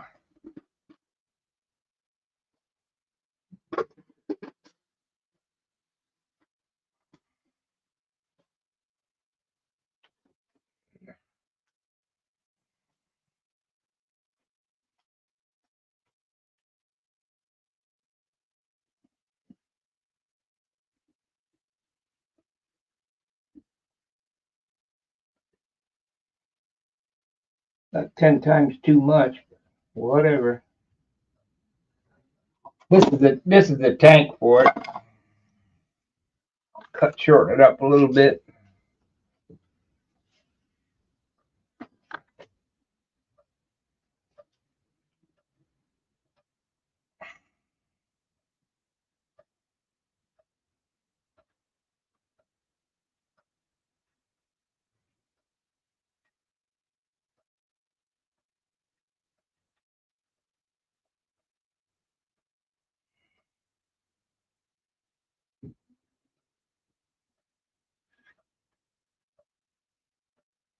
Well, that shouldn't come out of there now.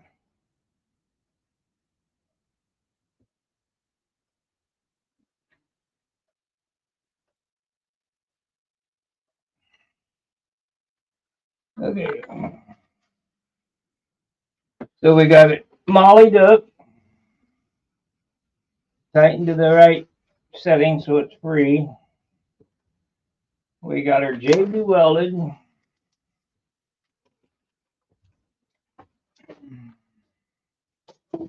Let's see if we got some push rod material.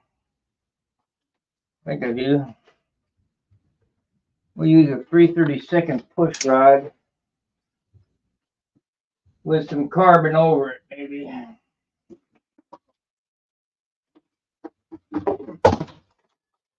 Or aluminum, maybe.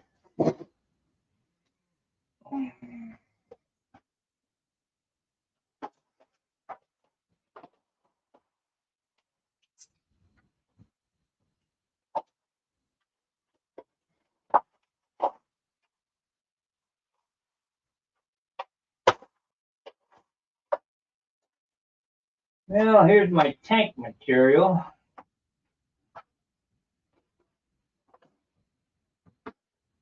Here's my tank hooks.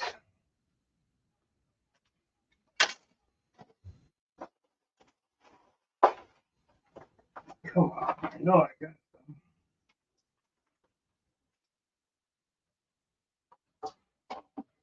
right there. Right there.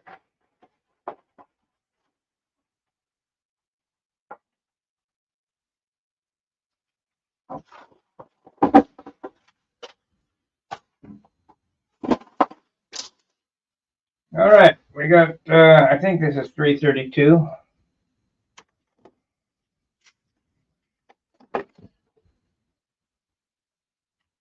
Yep. Yeah, we'll bring out this tool I haven't used in a zillion years.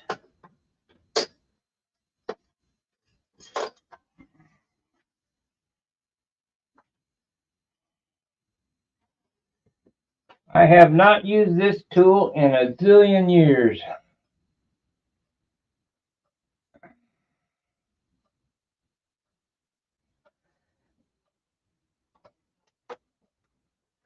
I can't do it either.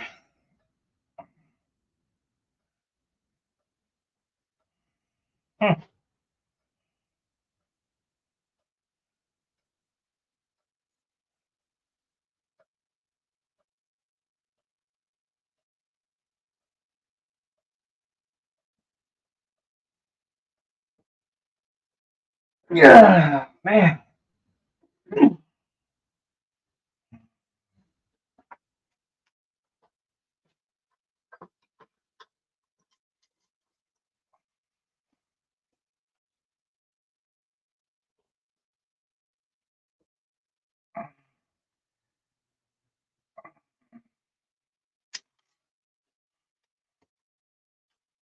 Yeah, I didn't like that.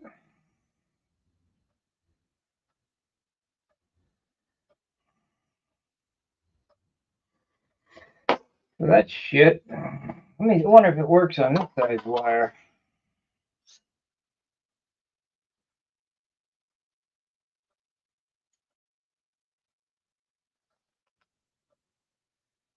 Yeah, it works fine on that size wire, but it certainly don't work on the 32nd wire.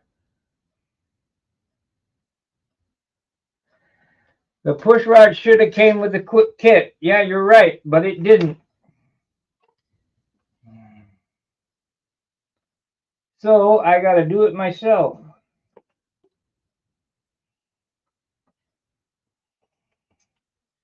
This kit didn't have a whole lot of stuff in it. So I think we're going to have to bend this in my bender because that Z bender will not do it.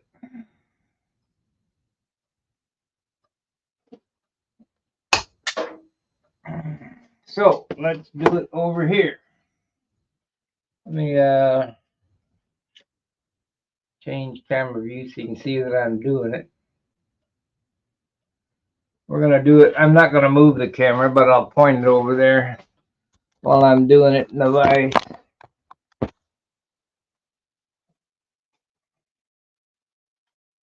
Them Z bender pliers with a shit. They might be good for. They might be good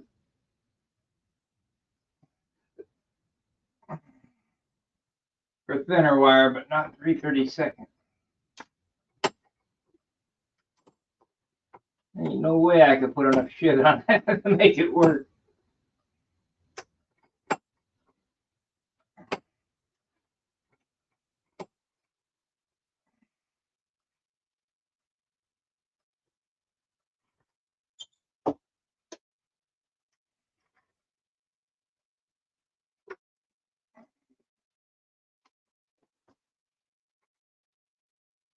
Of course, it's in the wrong spot.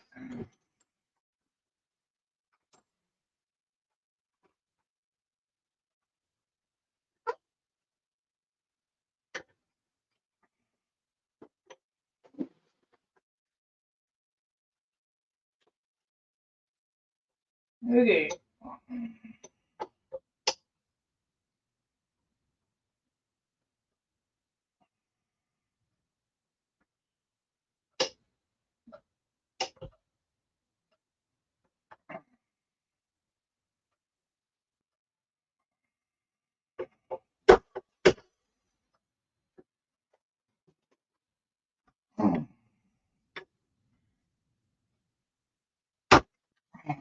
Why the hell is this thing?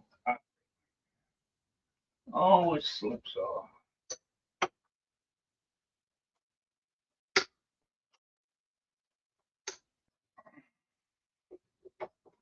I think it's time for a new bender.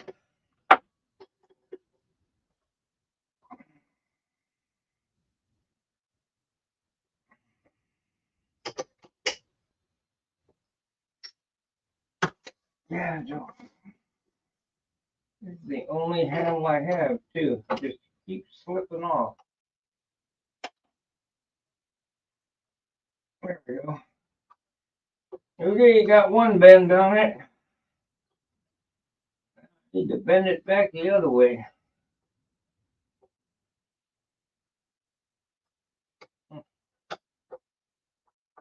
Which may be difficult. To do it in the vise. How am I going to do that? We might have to put the first bend on it, and then the second bend. Let's try it that way.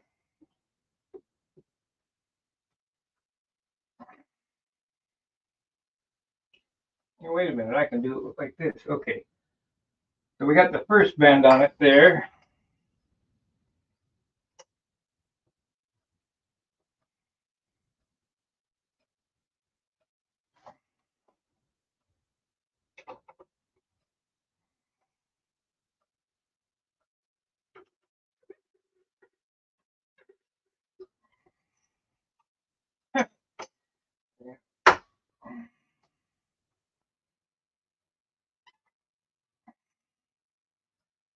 Okay, I guess.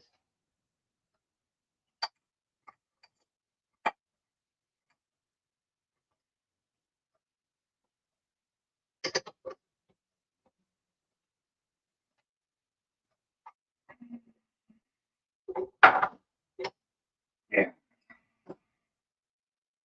I don't like it, but we ain't gonna, I'm not gonna make it, it's got a huge, it's gonna rub. It's got a huge bend in it. That's as tight as I can make it on that bender. It might be all right.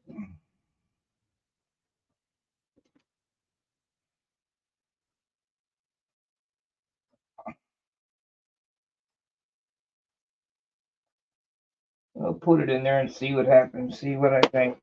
We need to cut this off. Oh, you can't see what I'm doing now.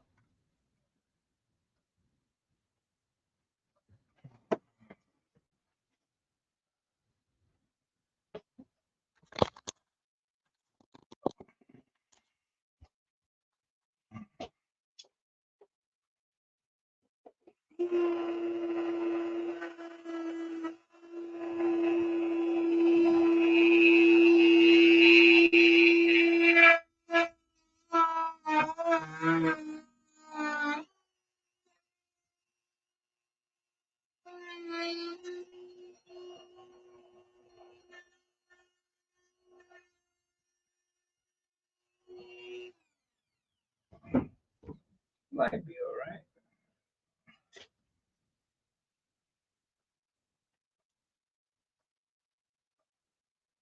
We'll have to drill that out though. 3/32. Yeah, make it 1/8 inch, I guess.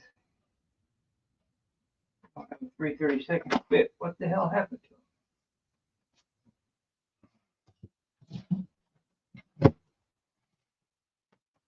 Time to make another Harbor Freight, I guess.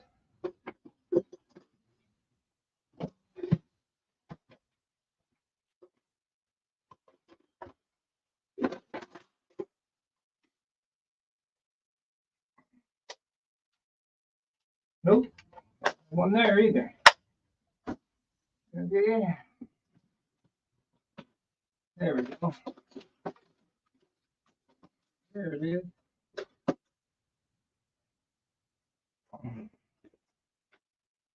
Here it is. Yep. Yeah, see my torch there. That's good.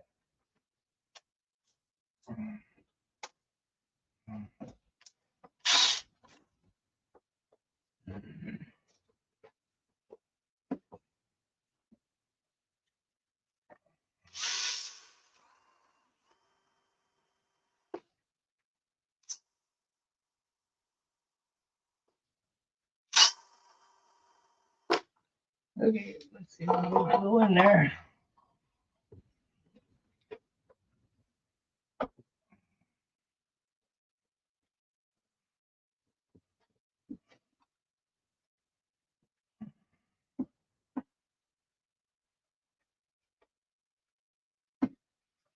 Huh. Probably would go in there if I had it out of there. Yep, so I got it's a good thing I got it done before the JB Weld setup. Gotta loosen it up. I'll get it in there.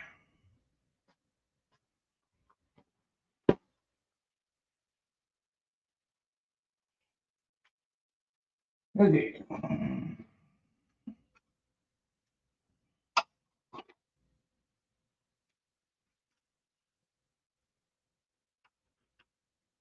What do you think? First or second hole on the bell crank? I think we'll put it closest to the pivot. Slow down the control.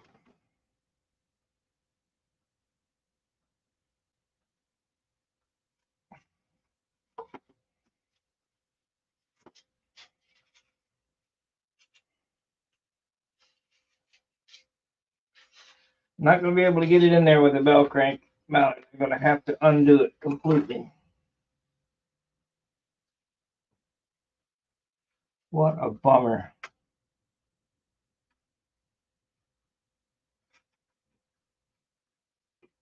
Let me try it there, but I doubt it. Maybe.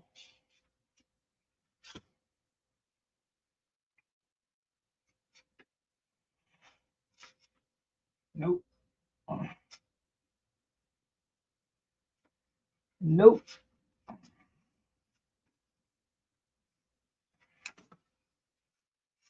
Got to take it out.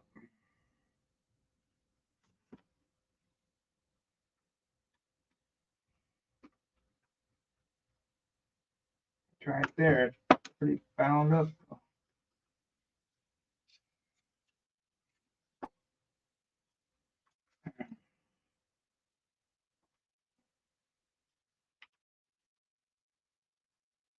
There it went. Yay!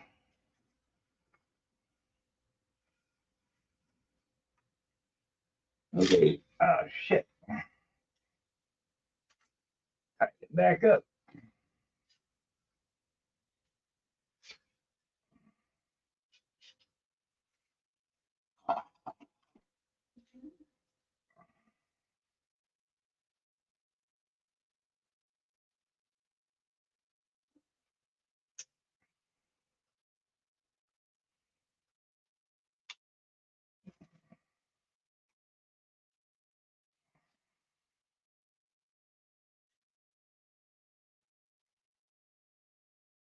Gonna make sure to wipe that JB Weld off my pliers. They will be dead.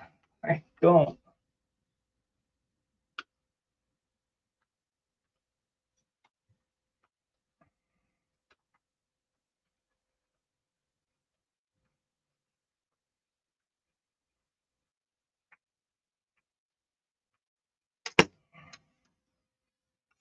Okay, let's see how it works.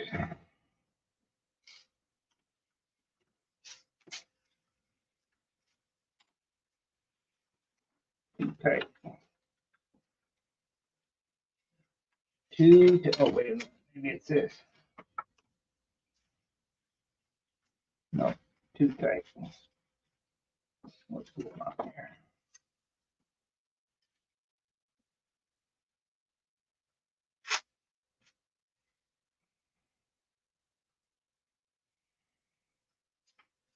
Actually,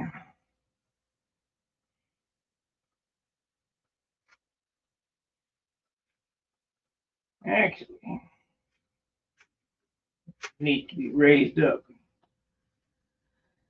Damn. Okay, let's take it out, raise it up. Don't want to make any mistakes.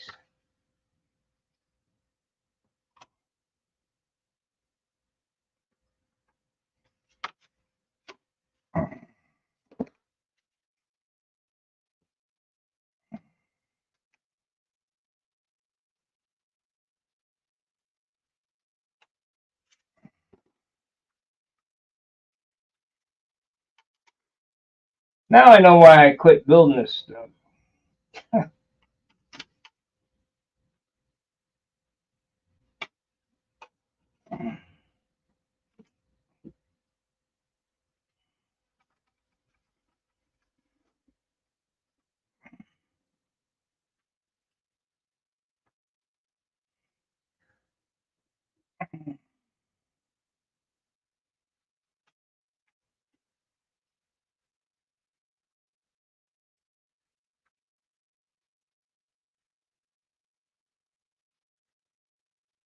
At least they got plenty of time until the JB well dries.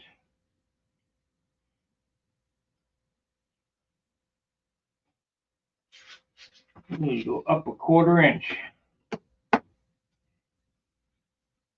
Make that work.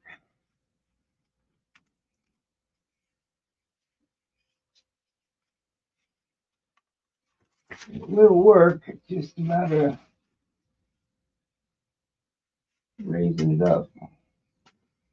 Okay, what are we going to use to raise it? I think I got some big washers.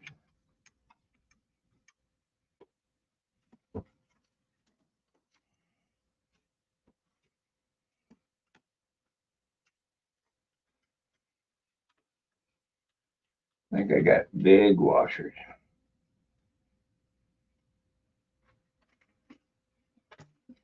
Come on.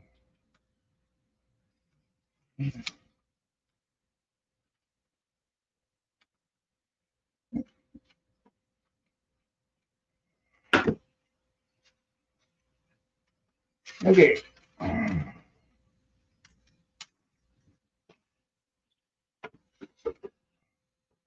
Messy. Zap team. Outer hole. I don't want maximum throw.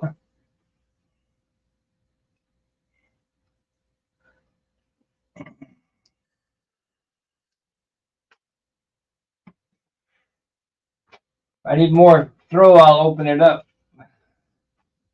Okay, we want washers. I got washers. Yes, I got washers. So 1/4 inch of these washers is how many?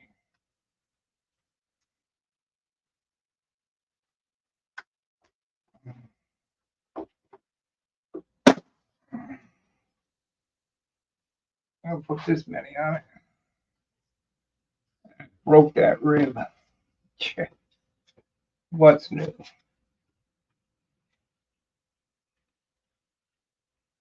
What's new?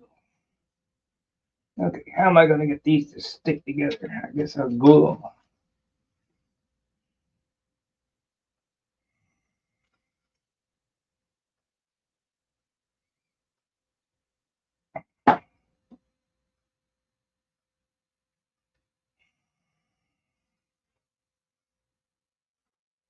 Get a longer bolt. Get a socket head bolt instead of that stupid straight slot. I'll be glad when this is done so I can throw this crap out.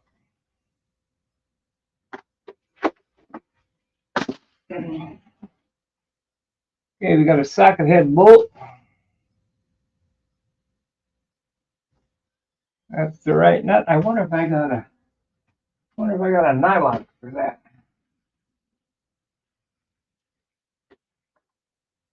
632 nylock. Do I got one?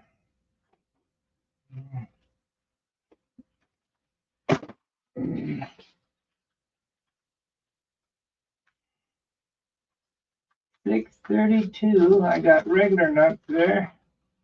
I know I got a whole pack of regulars over there. Nope, no nylon. Here's my ounce of tip weight.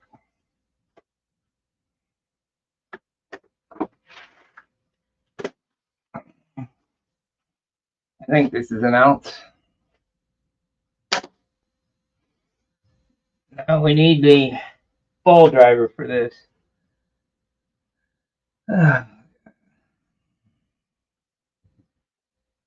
We got a new, we'll use a new nut instead of that goopy one.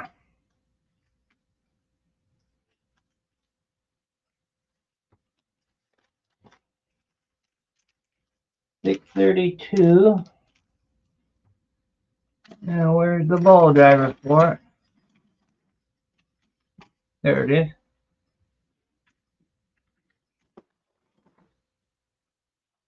Yay! Okay.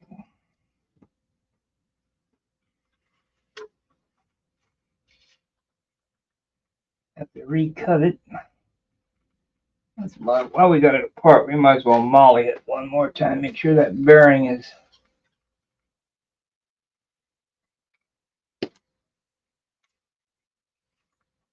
And it looks like it's lubed, but we'll try to hit it with molly again.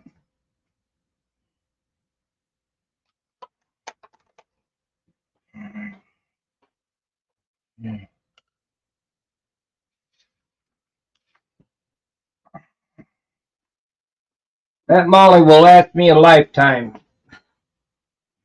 It only lasts me 6 months when I was working. Doing this, it'll be a lifetime.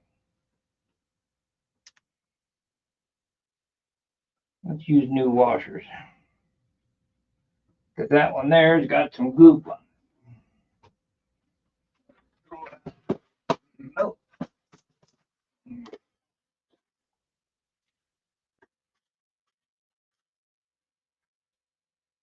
Two new washers, new nut. I'll recut it, make sure it works. Okay. Where are we at? Here's the bolt. Here's a new washer. Here's this. Here's my stack. And it goes in.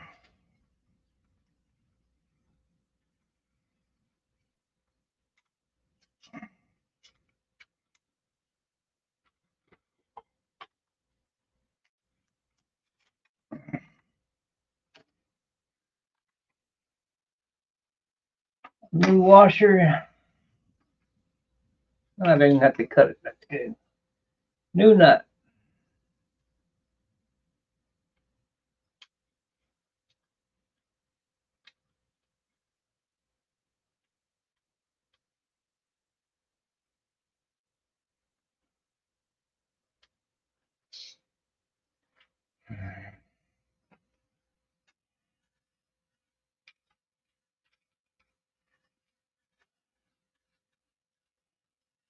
How much nicer is that?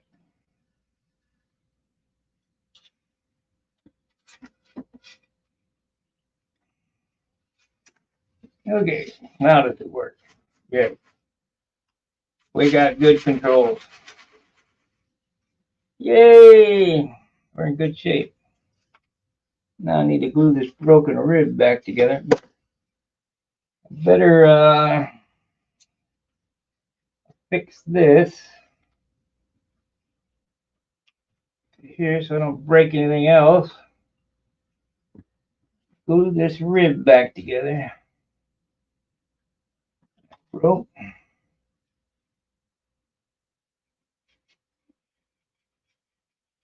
Okay, let's do that. Whew. Okay, now, first thing to do here, we need to get the JB well back on it, and I already threw it out. Well, maybe I can dig it out if I can. Yep. Yep.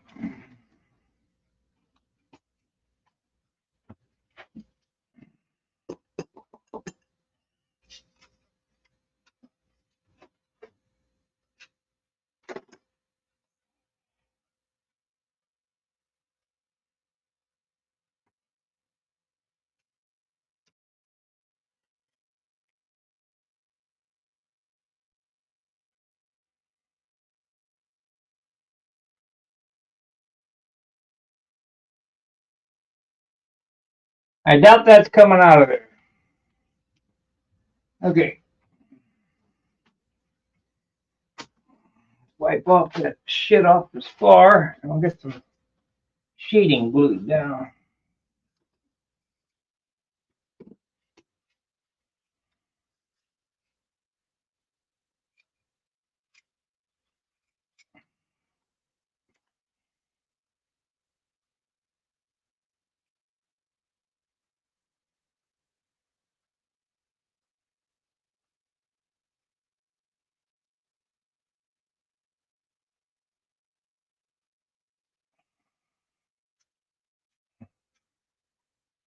Alrighty.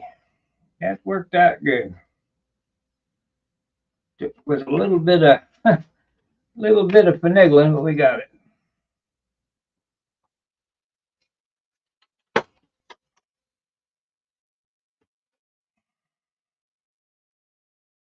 So it needs to come in from that side.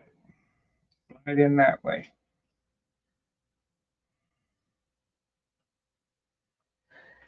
Okay, let me get a drink of water. I've been hammering now for 2 hours and 15 minutes without stopping.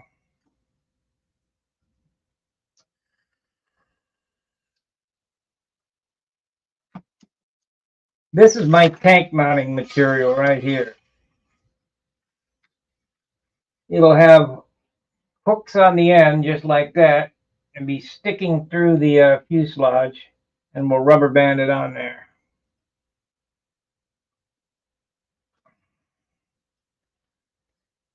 I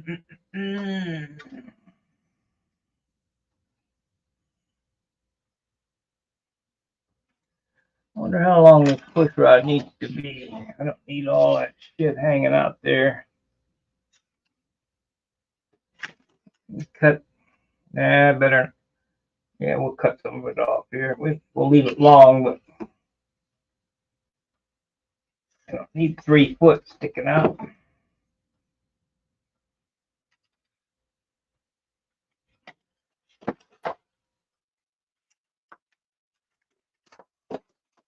Bing.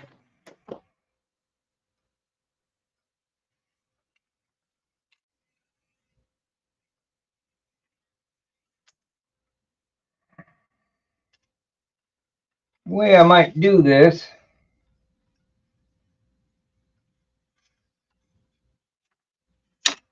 and I hope I didn't cut her too short, but if I did,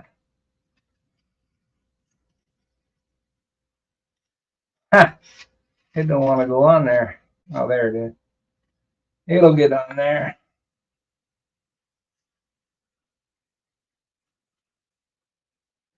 I might have to open the tail up just a little bit.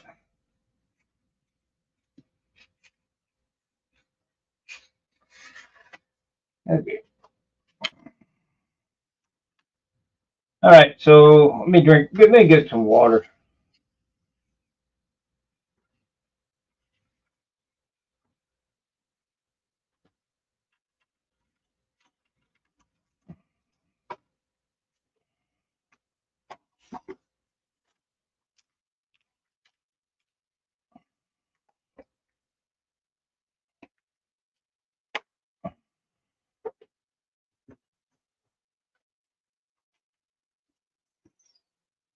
Get a drink of water.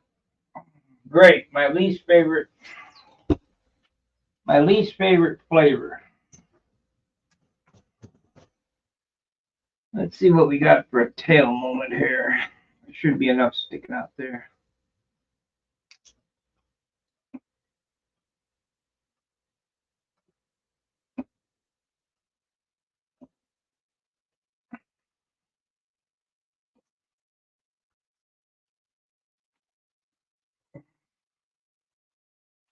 Yeah.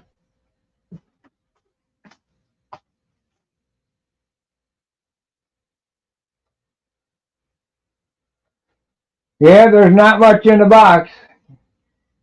Check out the Nobler price. That's 300 something dollars.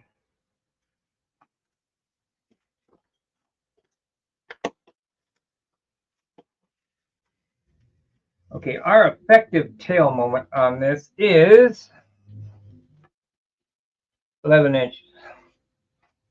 Do I have 11 inches sticking out here? Just barely. Boy, I cut it right to the right side. We might have to do the slider on that, but that's okay.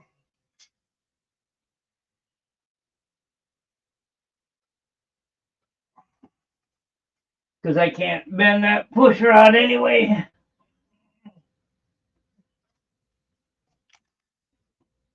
We'll get it figured out. Okay, so I want to mark this. Leave it alone. Let me drink some water here.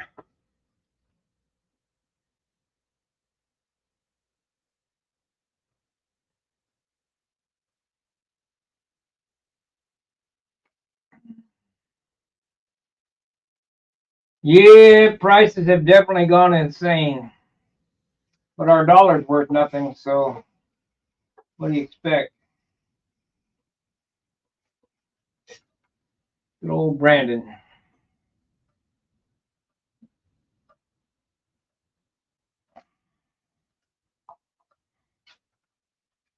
We can't put those on. I might have to cut a tip off to get it together. Here. Do the sheeting on the bottom first, yeah.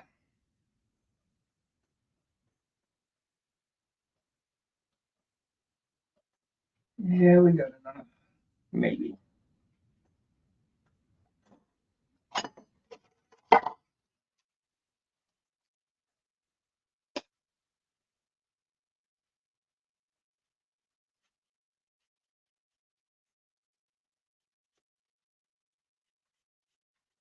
Just think, 3 years ago, everything was normal.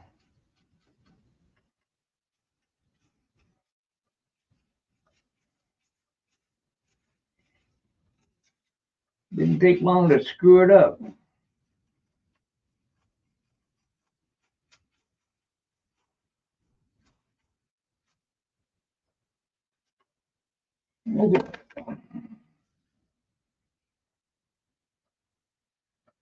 That looks like it'll do it. Maybe 16.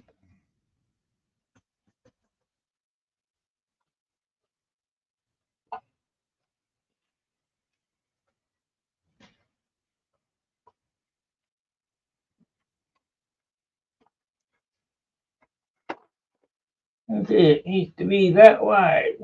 We need 6 pieces this wide. 4 pieces this wide.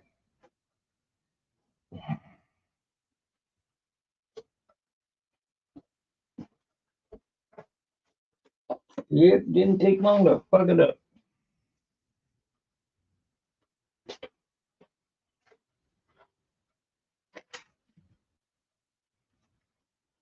Oh shit. Better get after fixing this. I won't have any pliers left. It'll be JB welded together.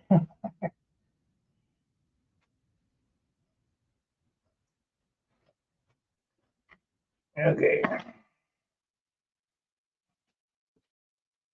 Okay.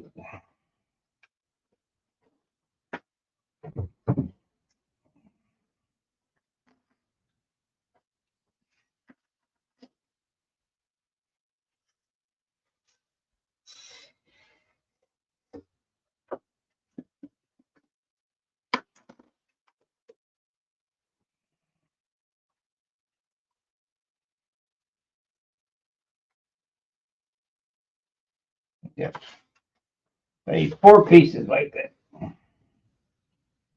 Don't care about the cut yet.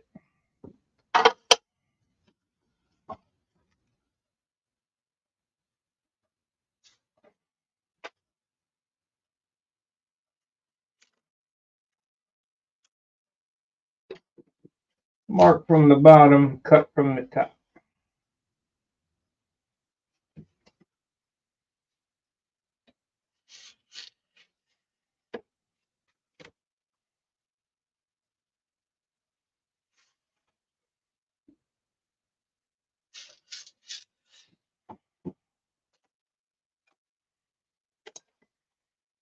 How old is this build? 4 days?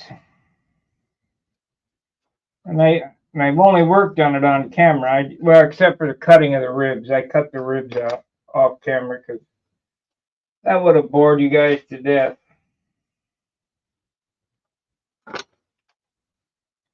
I need a pen now.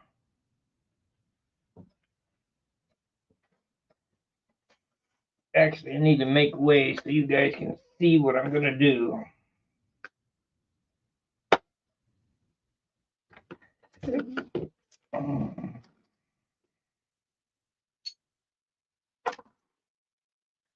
I just don't have any room. Never have enough room.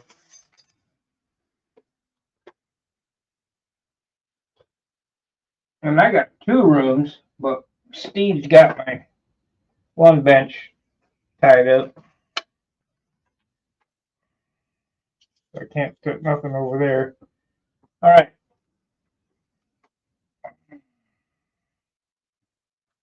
How I get nice sheeting is we're going to mark it from the bottom or the inside where it goes.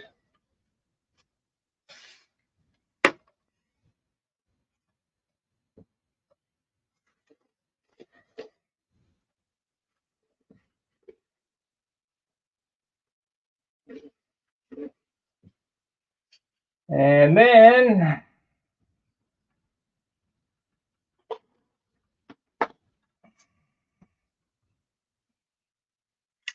damn, starting to get aggravated. I guess we could use a spinner. We'll use a big turn out here. Normally I use a quarter, but spinner's handy here.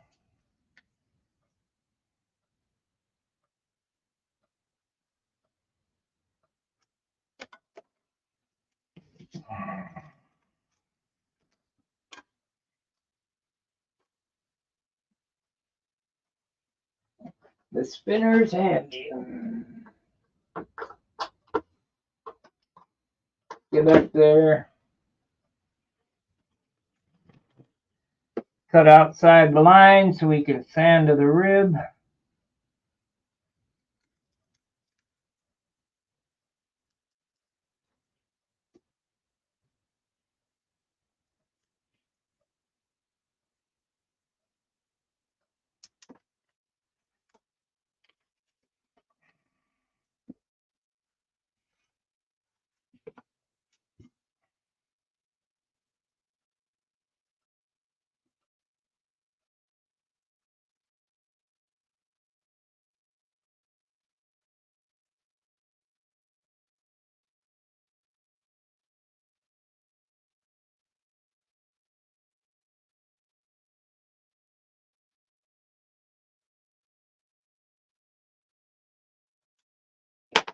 Okay, let's see how it fits. We need 2 of these.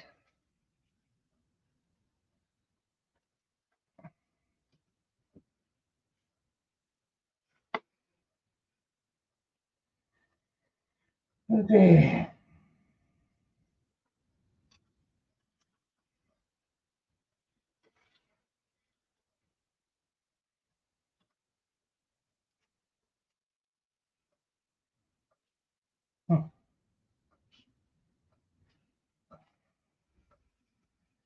We need to make it this wide first.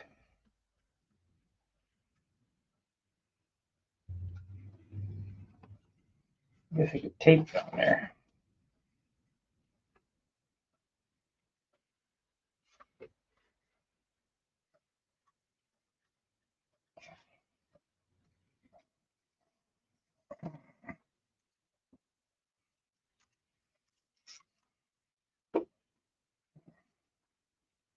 Yep, better tape it on there. I'm starting to get aggravated.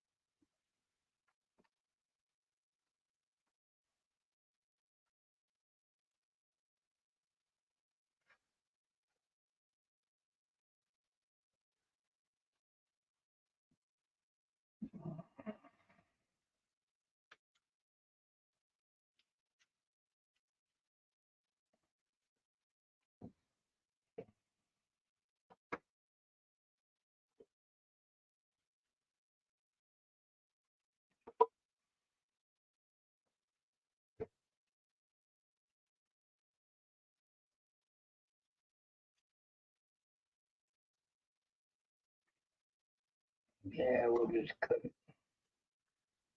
We'll just cut it.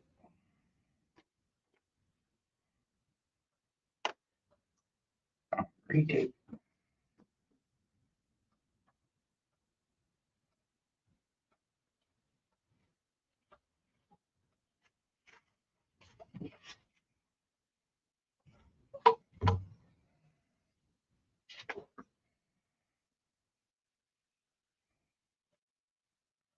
Cut it.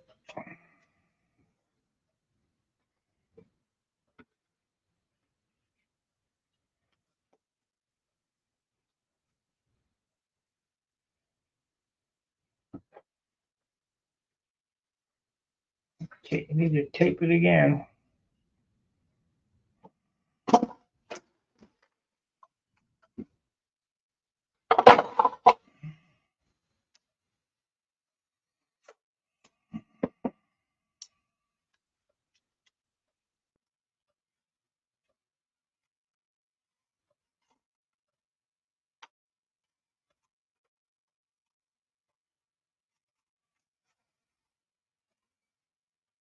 Tape it. Cut it. I need that steel ruler. There it is.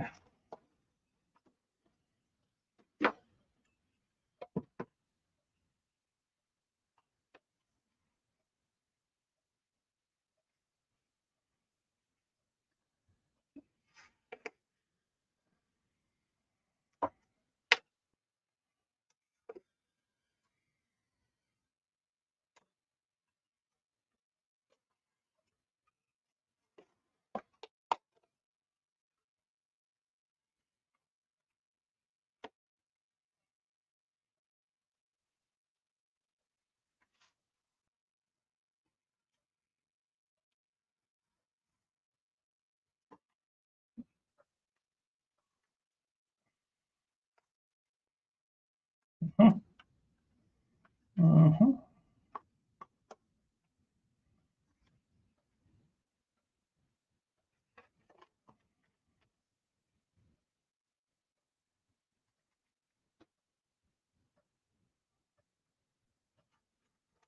Wonder where my biggest fan is. I haven't seen him in a long time. Yogi, where are you?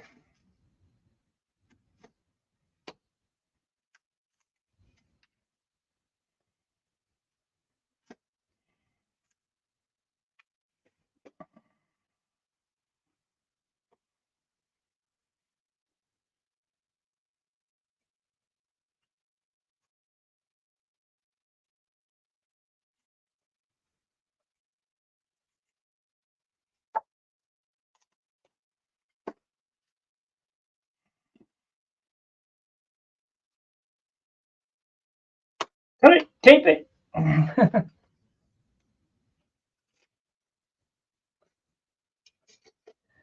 Saturday, that sounds about right. It won't take long.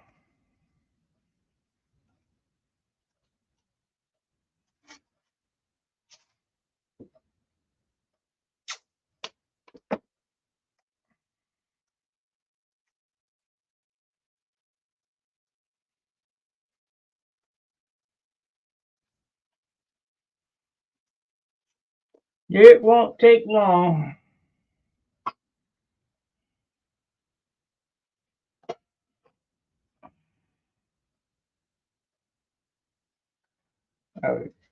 Stupid stuff started moving, and then it stopped.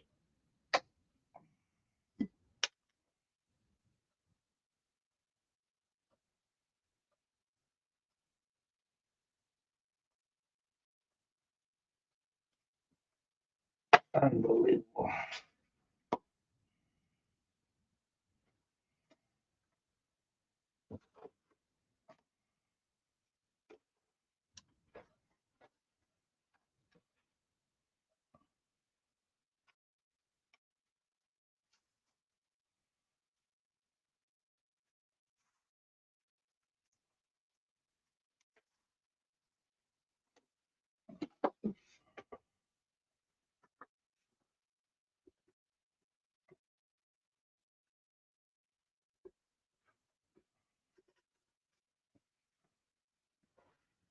And that's how you get perfect fit sheeting.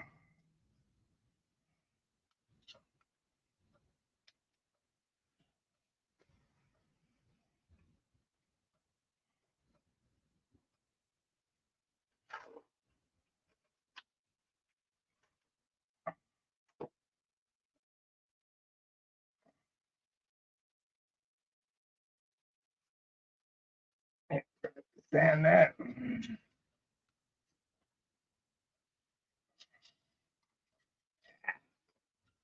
Broke the damn thing. This thing is so fragile.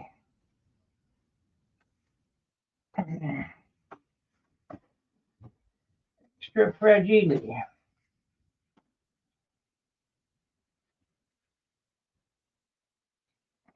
There we go. It just locked up. It won't be so damn bad.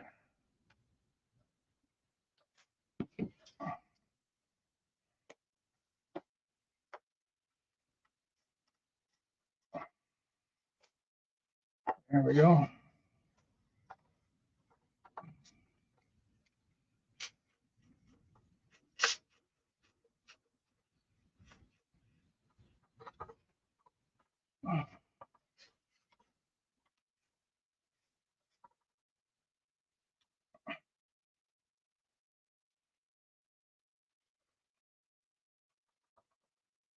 Damn, I glued my finger to the stupid thing.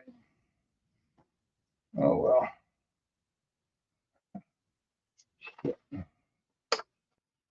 Oh well.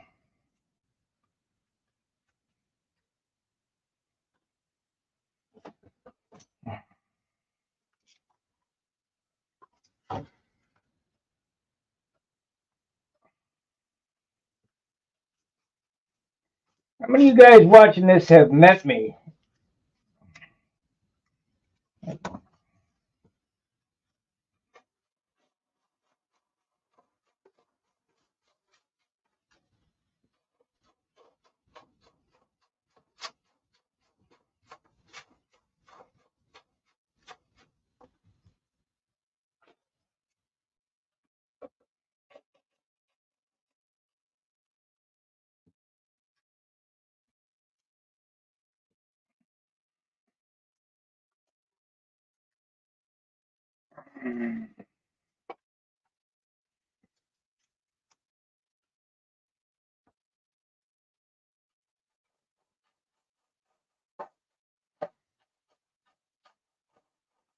I mean, our little fraternity is a pretty small world.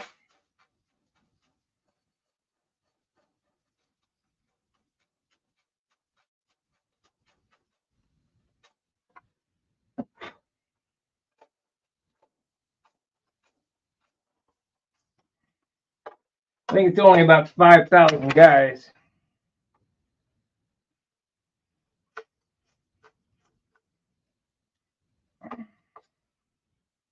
Okay. That's how that turned out. First piece. Just sand off that goober off there.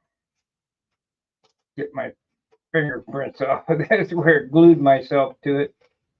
It'll be fine. We'll get it together and then sand it.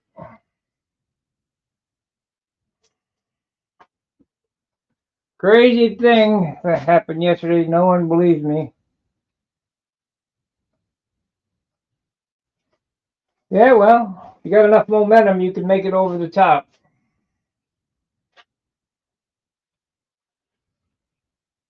Okay, so now we need to make this part.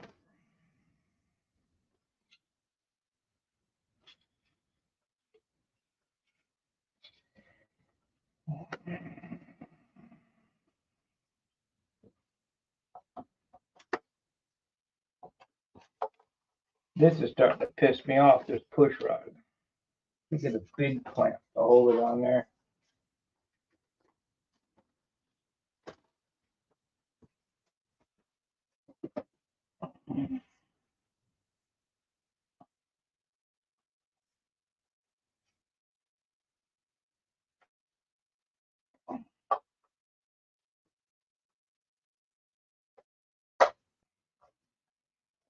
Okay, got a big one now, so that should hold it from wiggling around.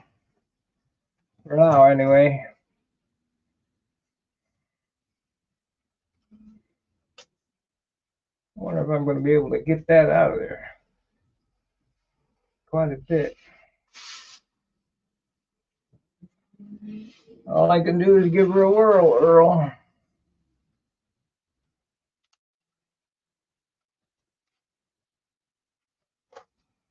Use spackle on it, just like I used to do in the old days. Spackle. This wing is getting heavy.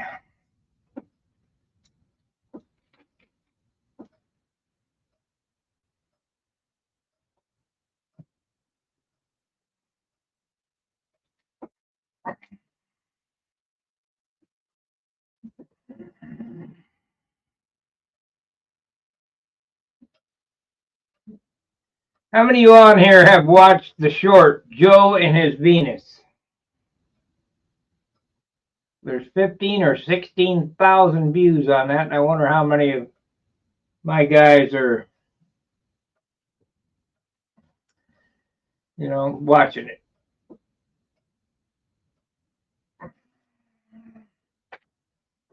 And we're after 2 o'clock already. Shit, I've been going since noon, I guess.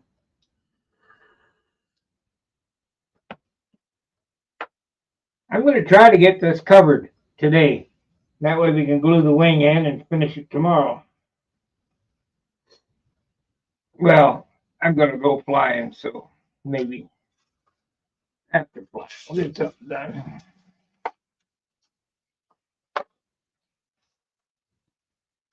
What shit wood? It snapped right off. That kit wood is so brittle.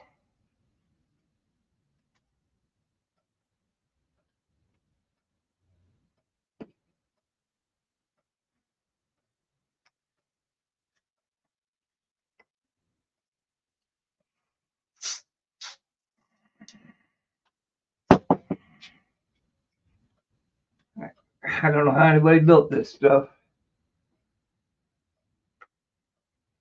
Gotta go for now. See you later. All right, Charles. Have a good one.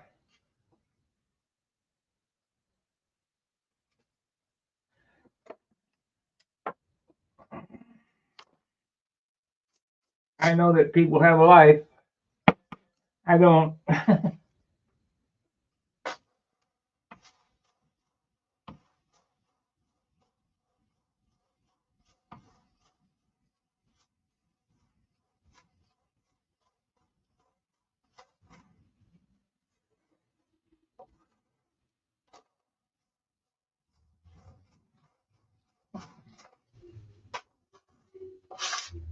Model airplanes is my life.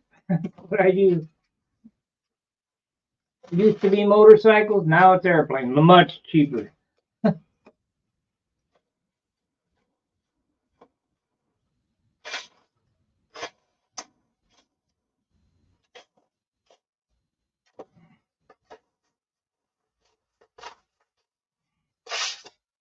I'll probably have to spend a day sanding on it.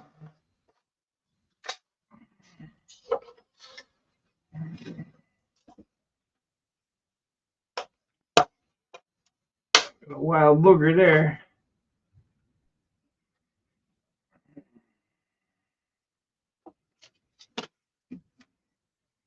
A wild boogie.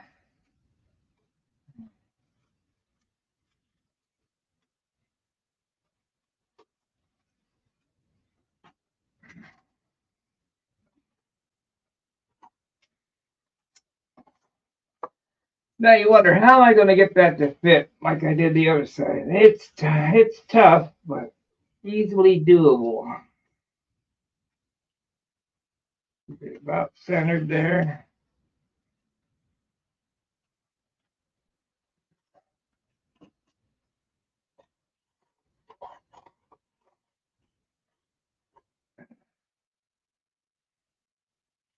Oh, almost screwed up.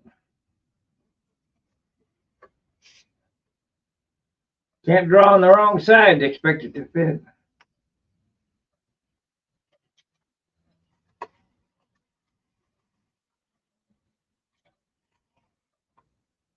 Okay. So we got a T looking shape there.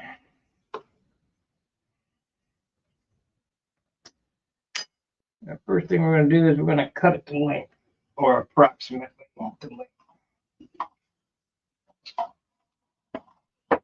We're going to have to white glue that center rib there.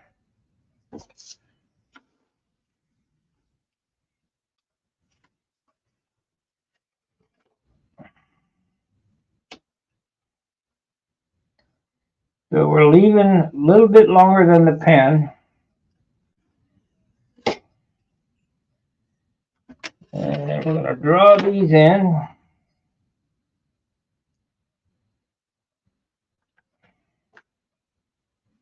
Where'd the pen go? Yeah, you see?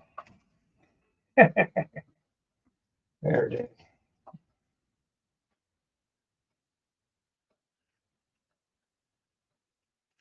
Nope, nope, nope, nope. Got to be bigger than the line.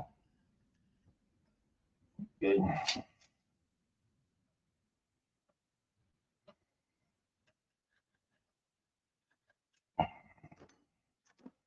Cut outside the line.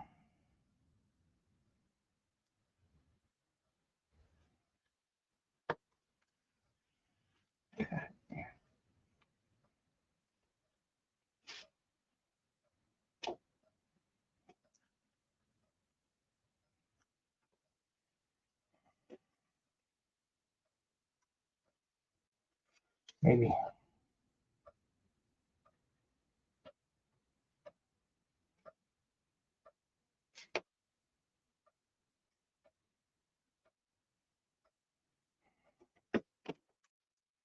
Okay, see if it fits. Should be close.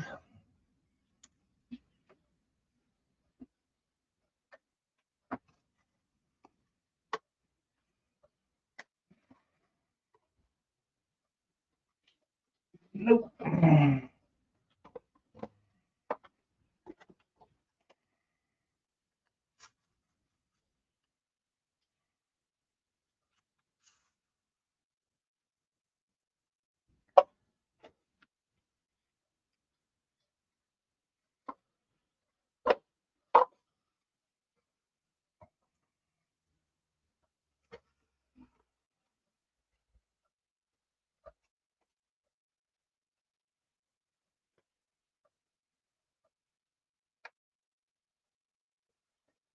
That's how it's done.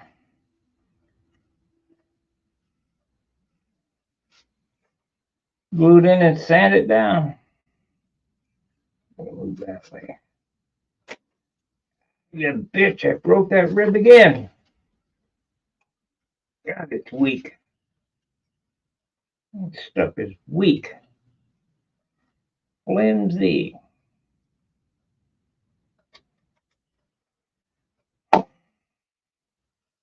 Be glad to get the covering on it. Keep from breaking it.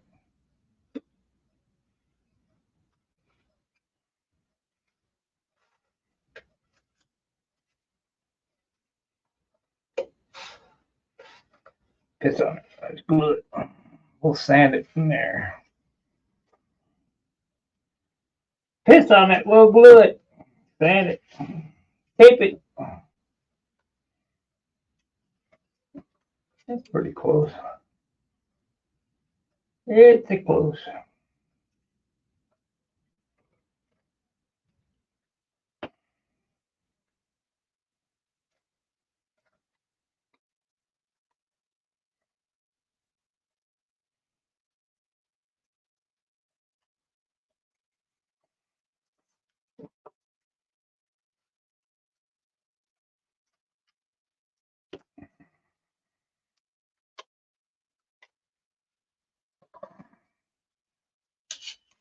There. Glue.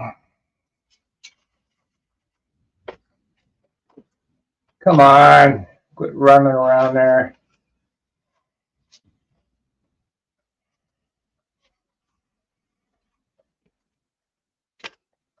Damn.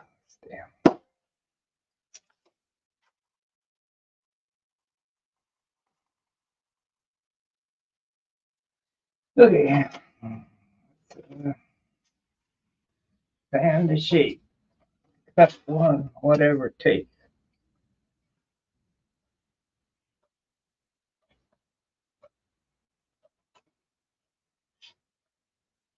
Close enough.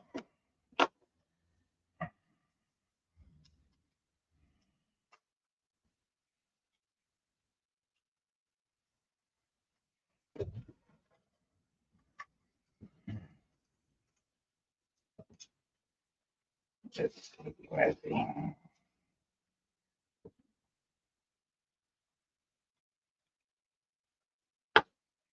I need to get some more of that Teflon tube because these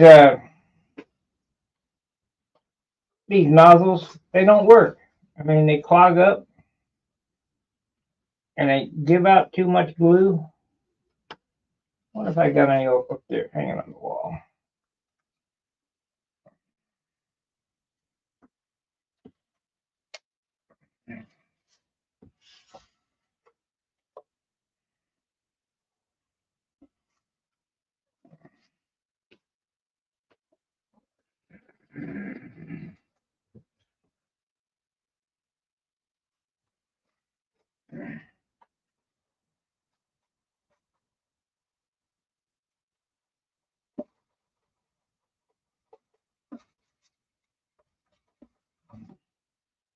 I need my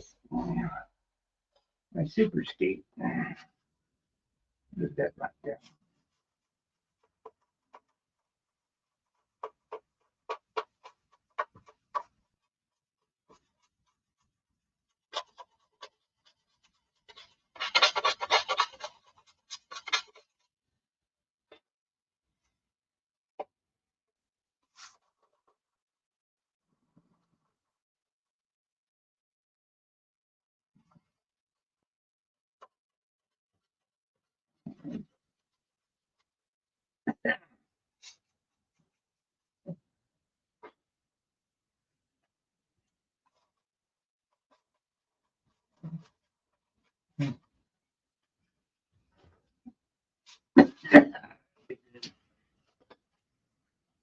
It'll be fine.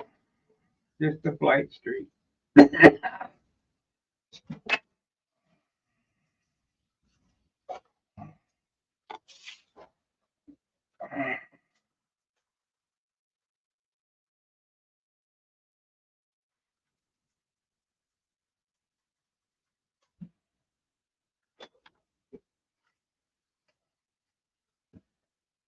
Yeah, that's under the fuselage. Get a little epoxy on it anyway.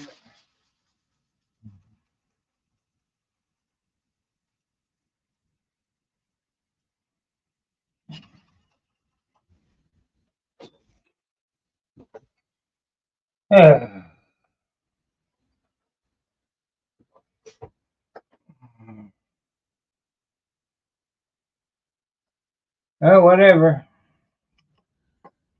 Okay, I need to go to the restroom. So, gonna be a 1 minute intermission.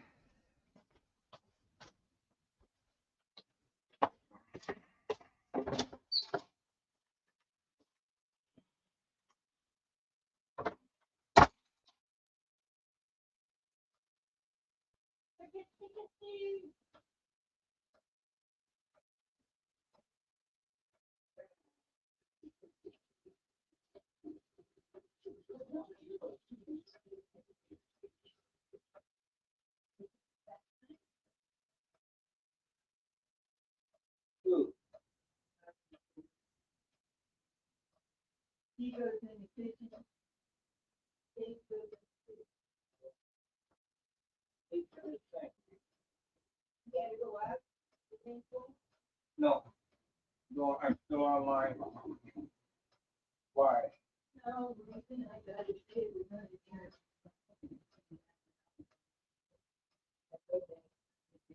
Okay, I'm still online. You got anything to make a sandwich?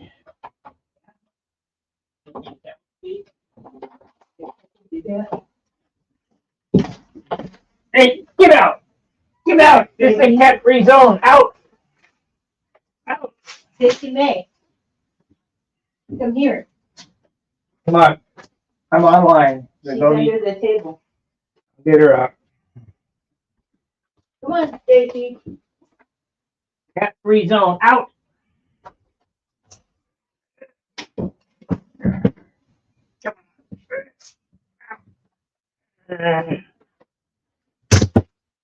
Come on, Stacy. The cat. Cat-free zone. Come on, Stacy. I got her. Stay out.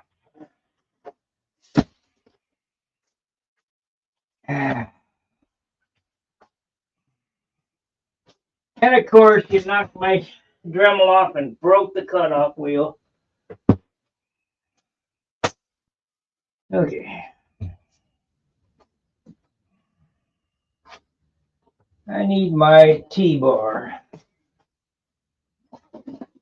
This will do. This is 320, but we want 180 on there.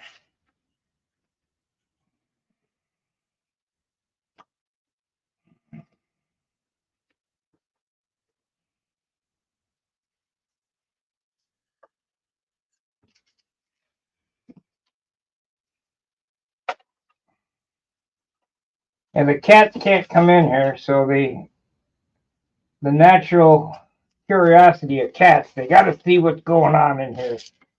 And every chance that they get, the door's open, boom, zoom, they jet right in to see what's going on. Once in a while, I'll let them in. Let that one in.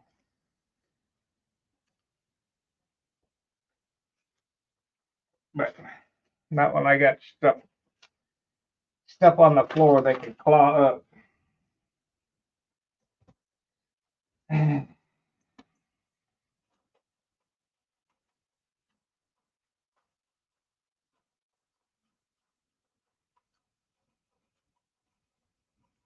Get my fingerprints off of here.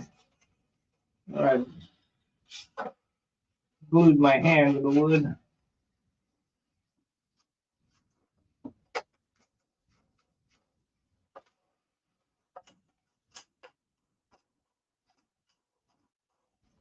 You can hear that wood. It's really crappy. Yeah, $195 for Flite Streak kit. $395 for a Nober kit.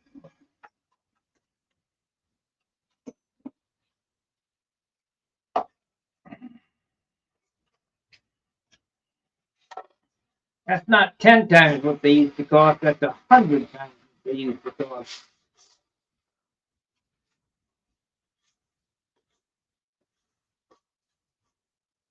And the sad thing about it is, you'll never see it go down. It will never be the same. So the only way to combat that is don't buy them. Make them yourself.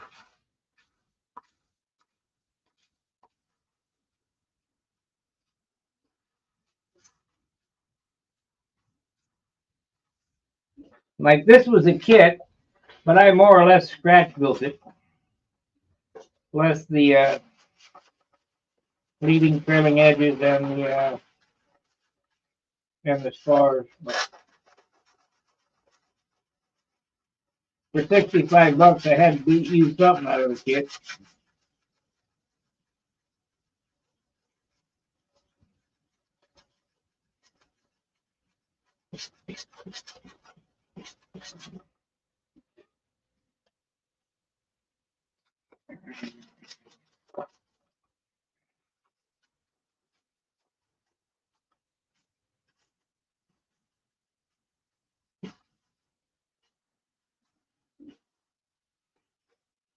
Yeah, my stomach's growling. You're gonna make me a sandwich.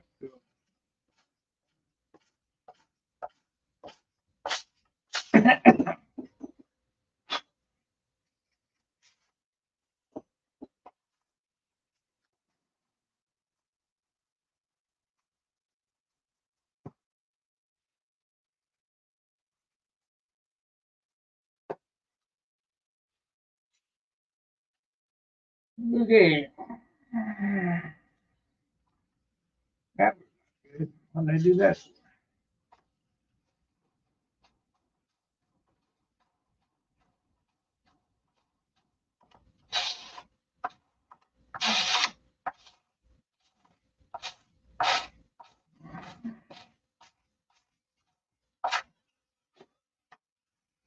Okay, got that fixed. I got a rib here that looks flat. I'm gonna have to cut it out and top it because the covering will not touch that rib. Maybe two or three of them. I don't know how that happened.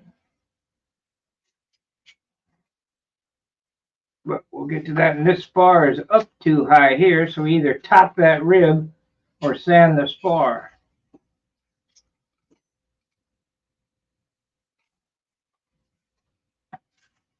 It needs to be jigged up and straight barred. I'm not going to go through all that stuff. We're just going to finish it up and sand it. Let me get a piece of sandpaper on this so I can round that, make it look nice. We'll use this.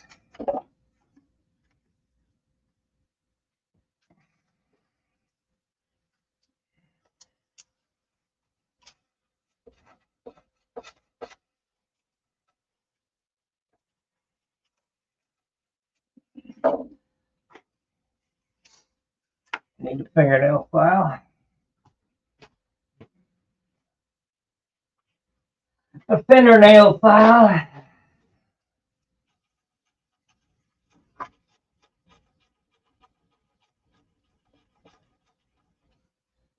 That was good. Good enough. Fit the Flite Streak. Good enough for who it's for. Uh,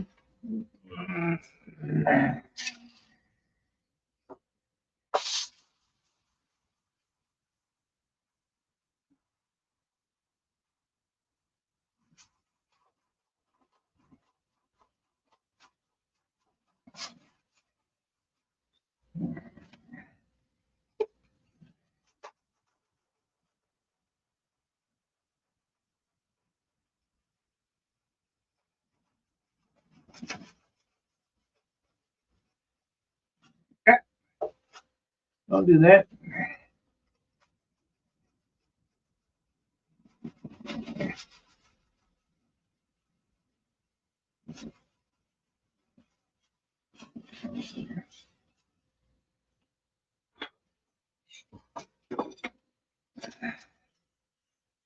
Okay.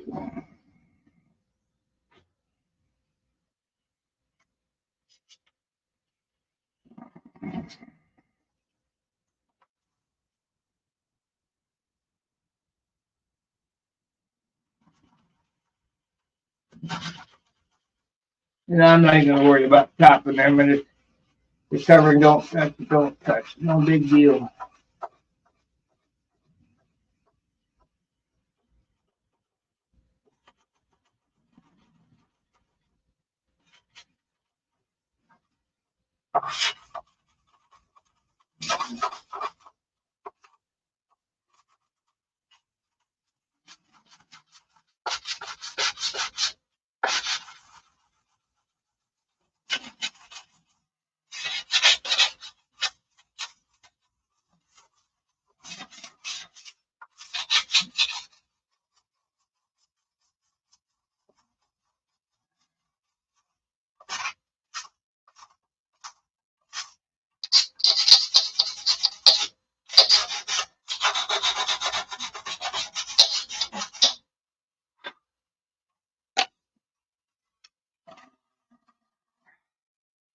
How much do you think this wing weighs now? I bet it's heavy.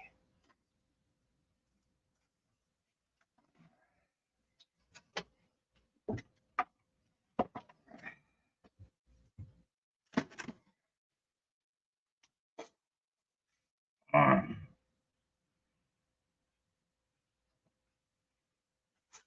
Let's check it out. Let's see what it weighs.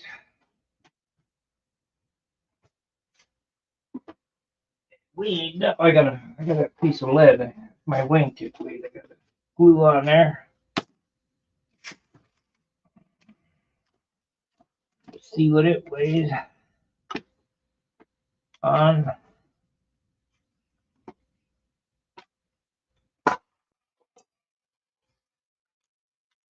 on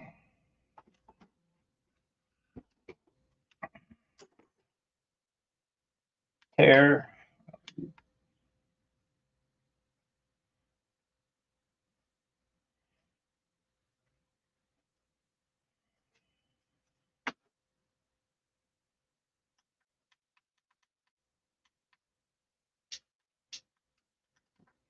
Well,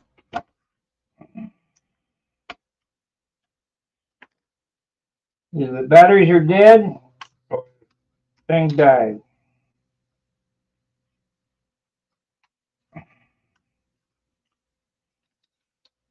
There we go. Okay, mode ounces. That's 6/10, so that's a little over half an ounce. That's what we'll put in the wingtip right here. Calls for an ounce, but we'll put a half ounce in it for that piece of lead there. Now, this wing weighs a whopping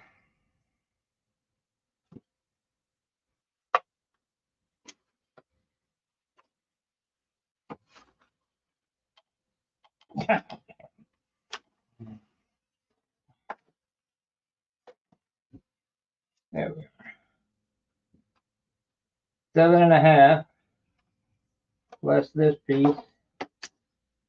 It weighs 6.8 ounces. So this has got to go on it. 7.7. It'll be a 9-ounce wing. Plus covering, plus it'll be 10 ounces. That's more than a stunt plane.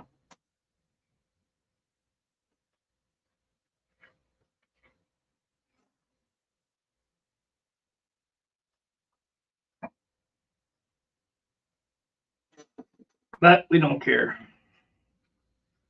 It'll be fine. So what I'm going to do with this is I'm going to cut it so it fits in there. Drill a hole in it. Bolt it to the outboard rib.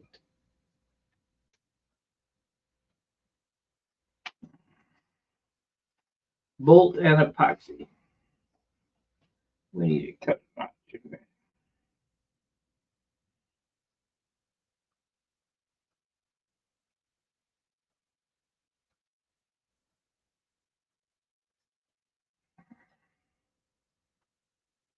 Get that the other way.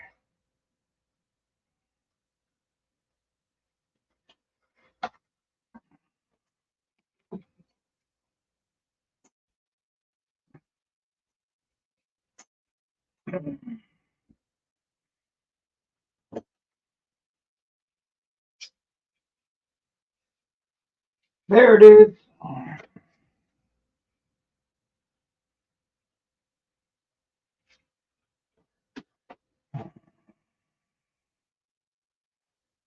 I'm only flying this on 60 footers, so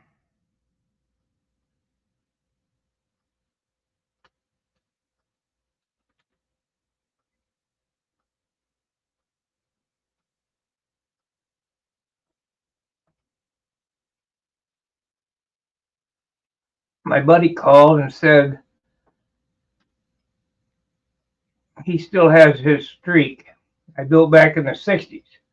Fuse and tail were finished in Aerogloss products. Yeah, Aerogloss was good stuff.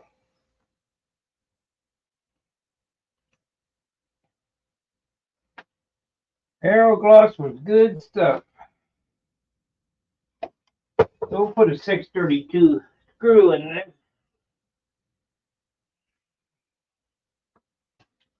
Screw and epoxy this on. Just like that. And that's right straight in line with the bell crank and the pivot point.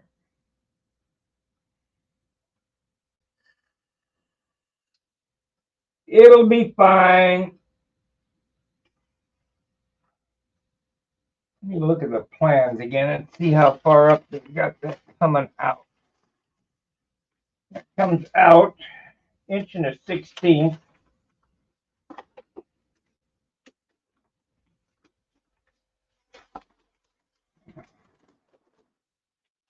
Inch and a 16th, and it's 1 inch long, that hole. 1 and 1/16 by 1. Okay.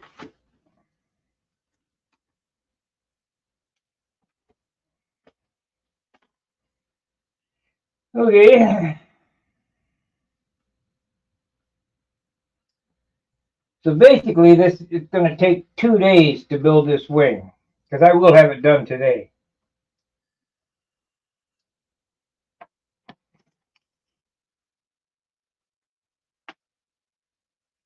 I will have it covered today.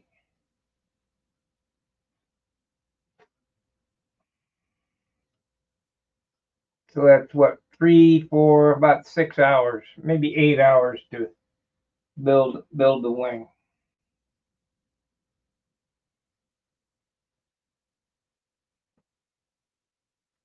Whatever. We'll get it done.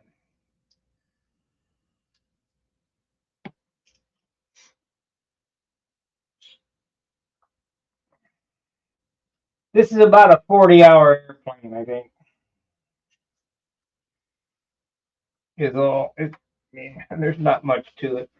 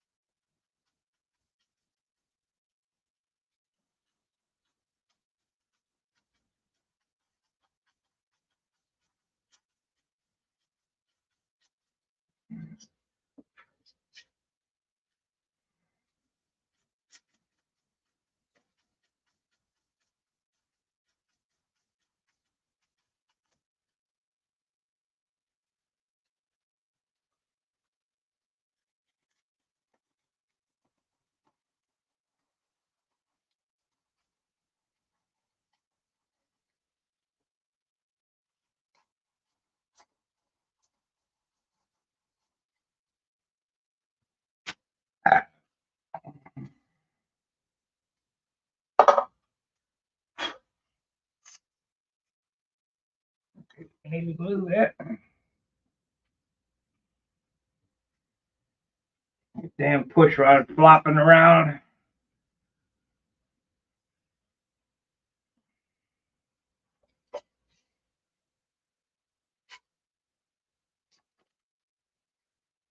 Mickey Mouse setup.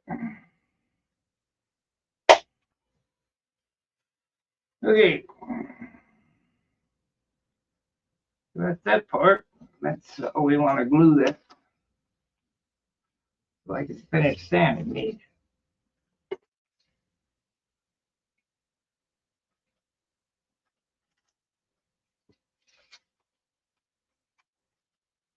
Okay.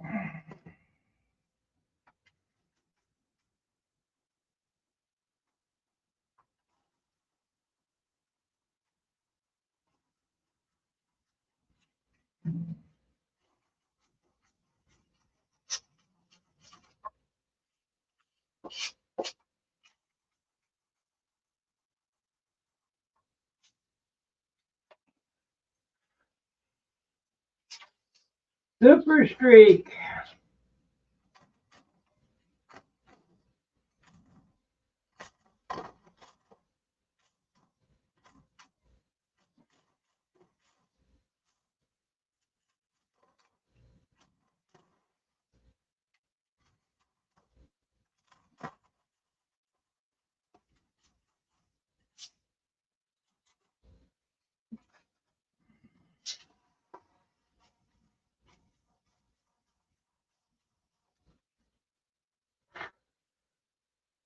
Yep, they're straight, so that's good.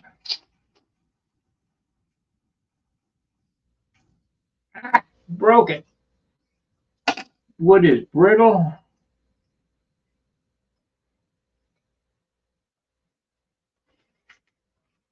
Yeah. Got to be from 1960, that wood.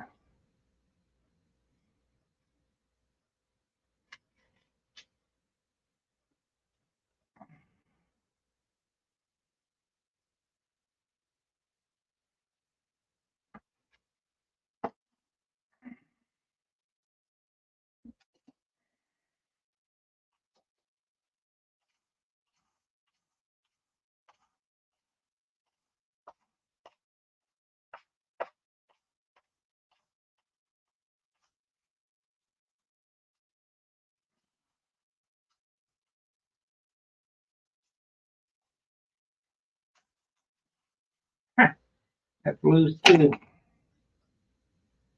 Okay.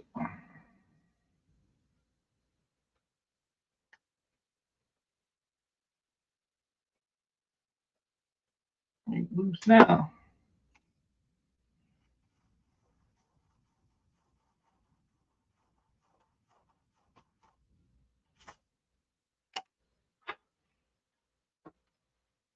Okay. So where we at?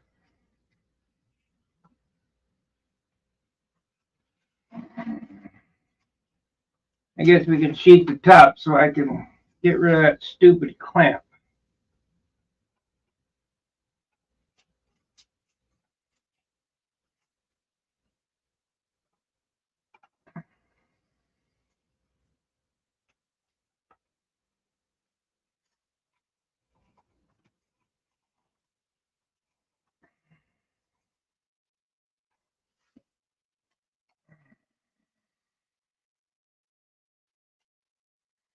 Okay.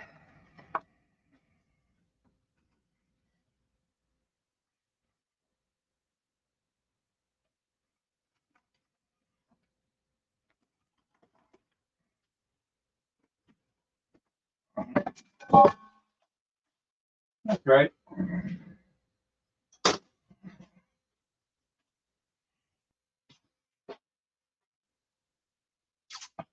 Well, it ain't gonna have a Vico tank on it. It's gonna have a Spico tank.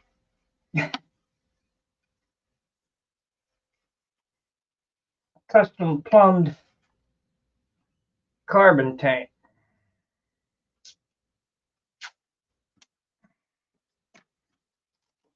You dog. So let's figure this out and get the push rod stuck through this first. That'd probably be the best. So it was an inch and a quarter, was it? Inch and an eighth. I need a tube to cut that hole. Inch and an eighth.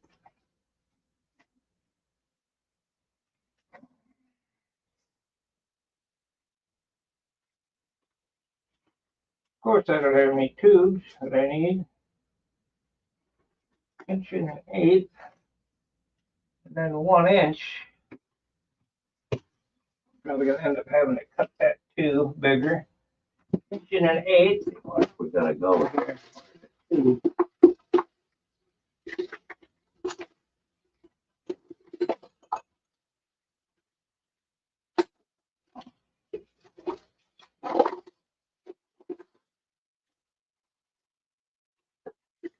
Can't believe I don't have any tubes.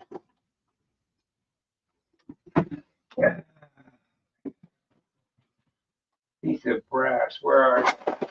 They're all big shit.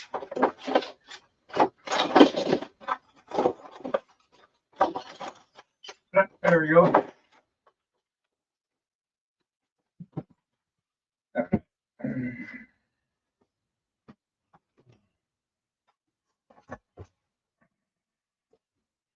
Pen. It's inch and an eighth from the trailing edge. Inch and an eighth.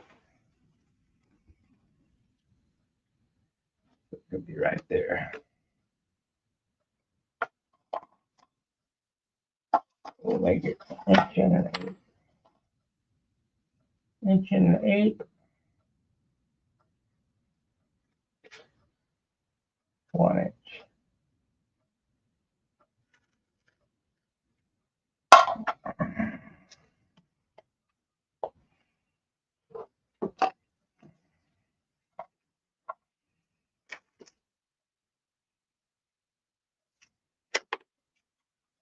me get rid of this scale.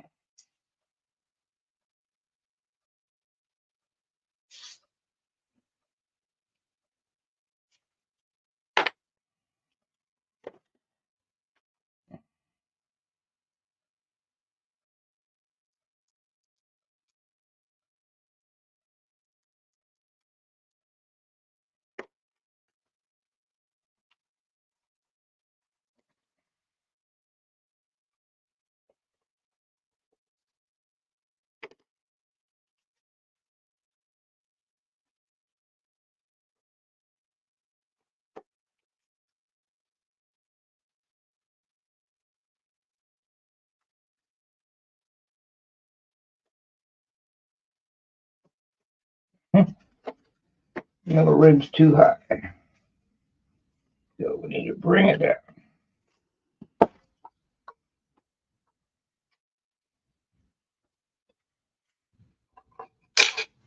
You bitch.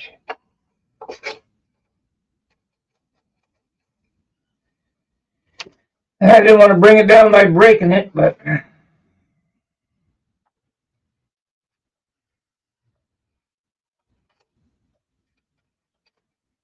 cut it down, I guess.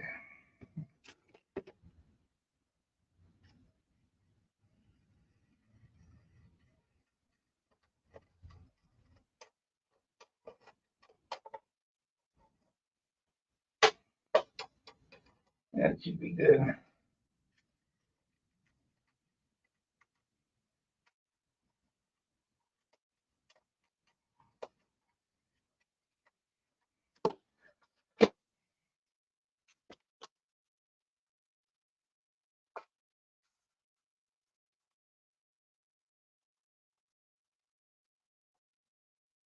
Try it again.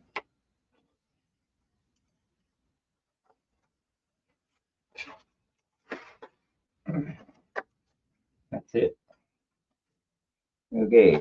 So we want that parallel with the line right there.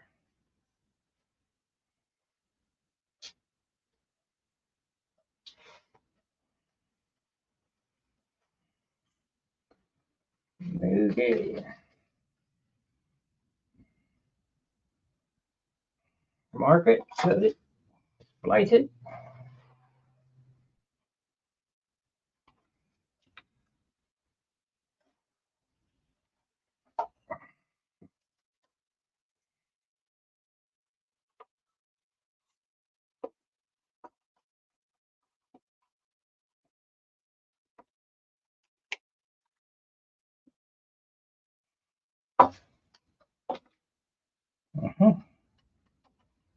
What the hell is that?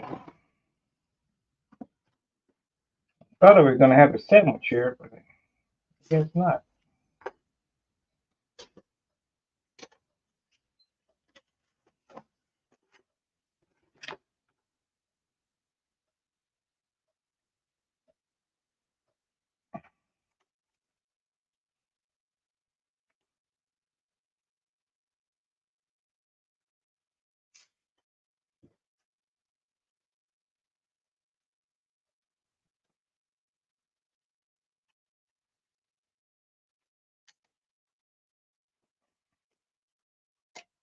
Okay, outside the line.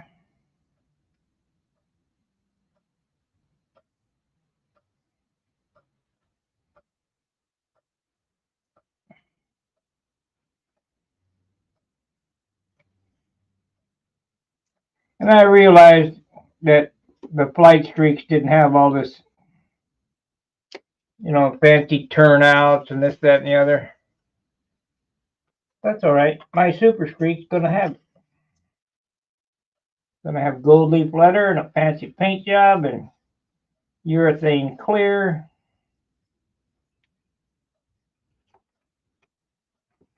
Banner wheels.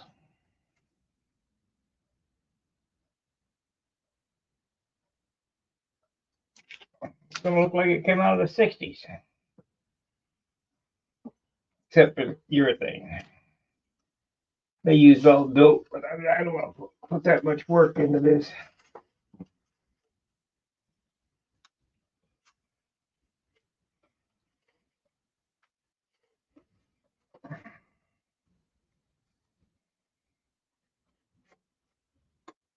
Okay, we need to cut this piece here, glue them together. It'll be white glue to glue this set of skins on with, or type on.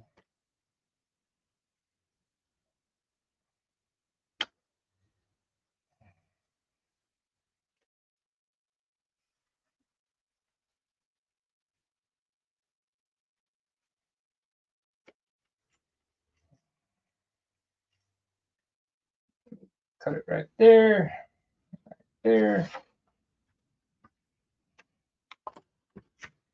Tightening bond.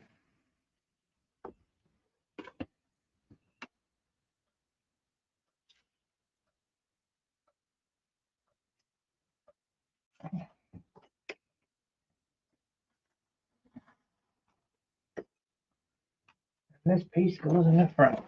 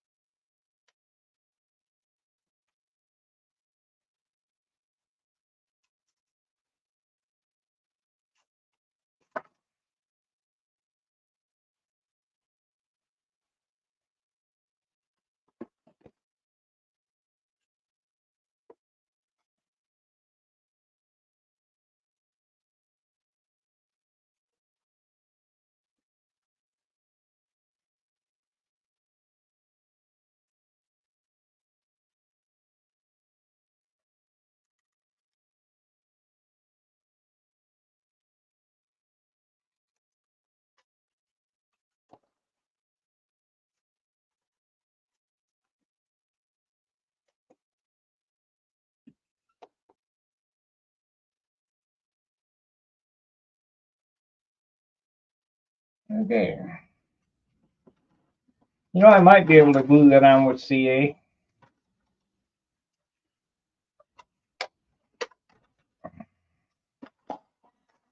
Yeah, I glue the outside down with CA, but not the inside. I use some tape on there.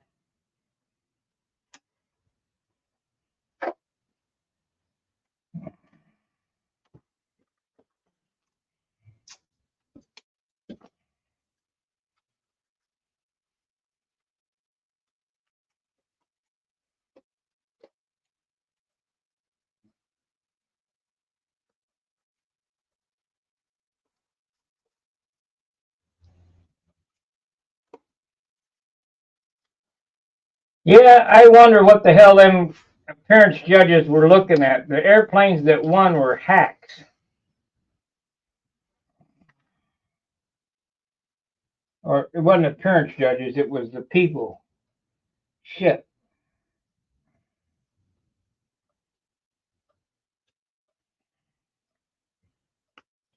They wouldn't have done that good with the nets, that's for sure. Paint bubbling, fillets coming off.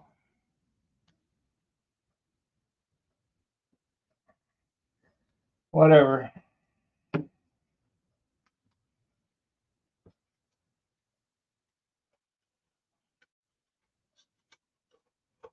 And I want you to go watch the AMV, Andre's channel, and tell me who won the meet by watching the tracings, because the placings were wrong. Way wrong.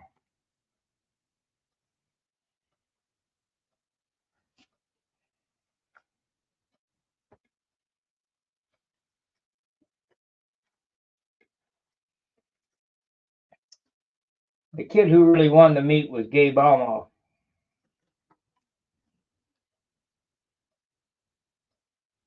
And the only way you can tell is by the tracings.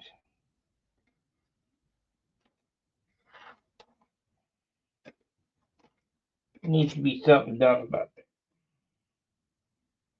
Damn. Got a big chunk out of there. Shit.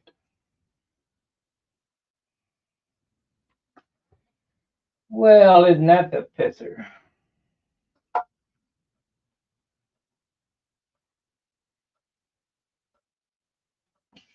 I gotta redo it.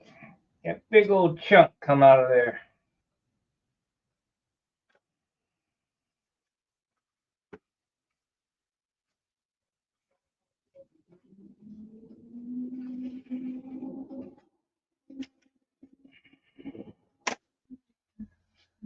I tell you what, I'm gonna go eat a sandwich and I'll be back. I've been on 3.5 hours. Let me see if she's got it made.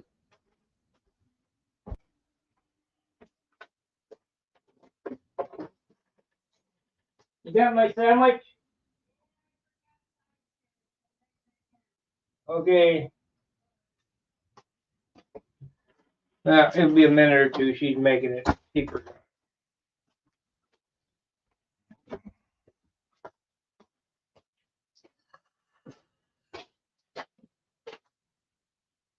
Yeah, I put all this work into this thing. I certainly don't want to.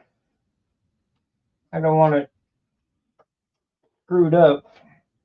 So here's what I got for the weight. You'll see it's bent over there. That's where that holds it on the spar. I'm gonna drill a hole in this and put a screw in it. Or actually, I could just epoxy it in. We'll put a bunch of holes in it.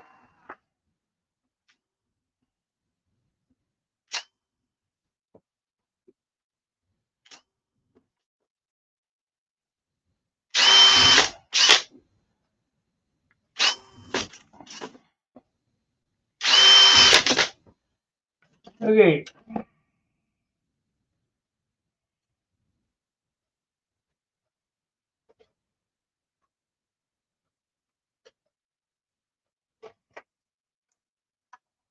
I'll do that while she's making my sandwich. I'll glue this in.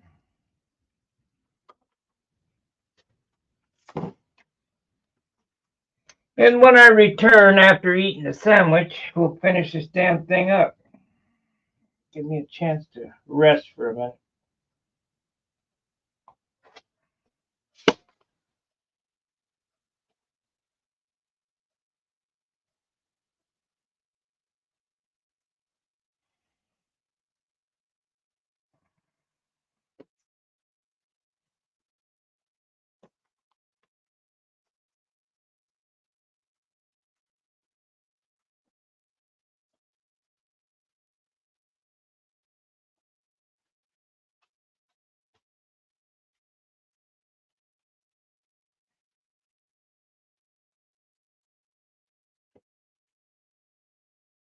Okay, what I do with the lid? Oh no. There it is.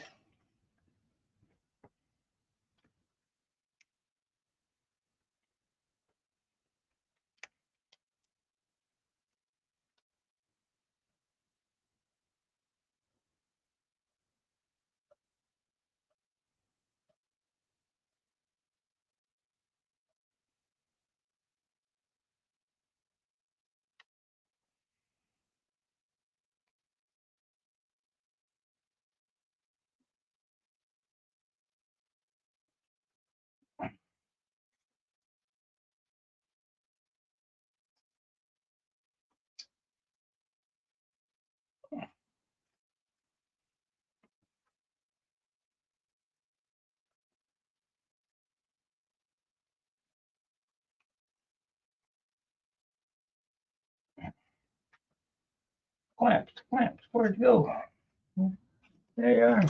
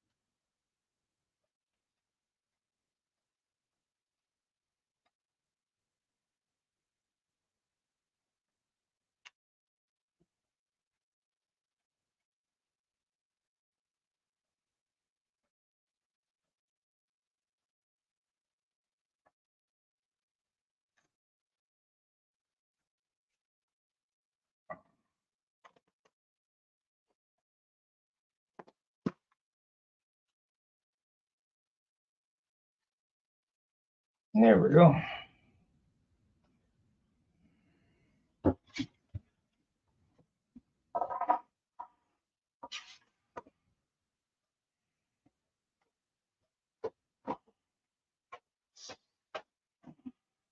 Yeah.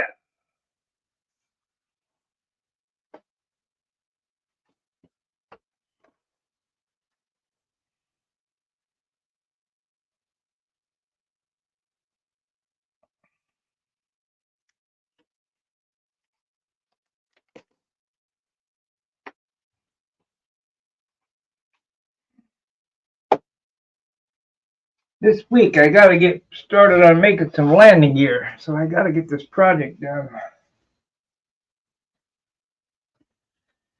If I'm going to have any landing gear to sell at the Worlds and that,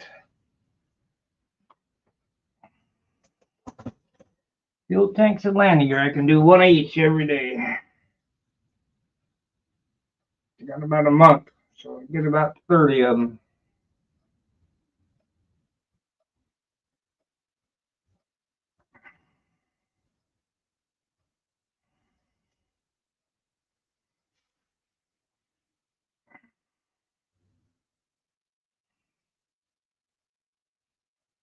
It's not fun doing though. This is fun making this stuff. Making landing gear, it sucks.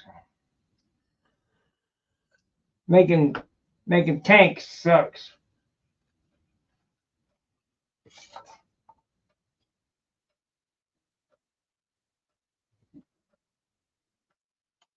But it is part of modeling, so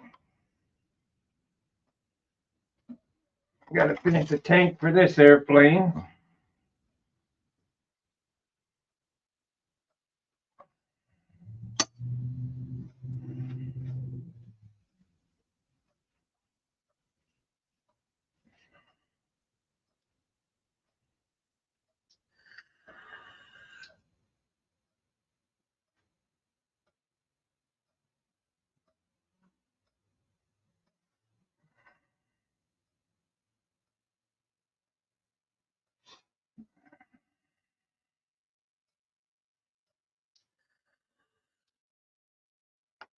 It's gonna have to have some weird tubes on this thing. This one's got to go down. This is down. This has got to go forward. So we fishing it in there somehow.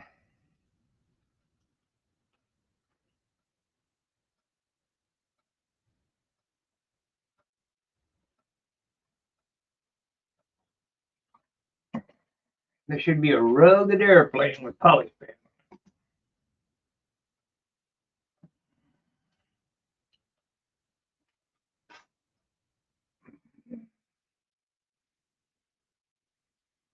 I like it. It's shaped rather well. I mean, I haven't seen other profiles shaped as nice.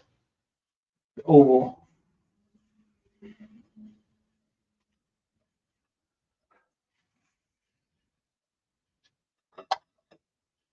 Get these banner wheels on here.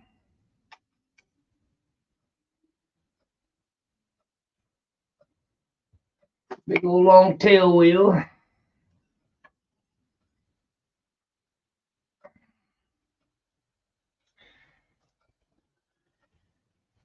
All right, we have been on 2 hours, is it 2 or 3 hours, 40 minutes? So 3 hours. 3 hours, 40 minutes. That's a long session.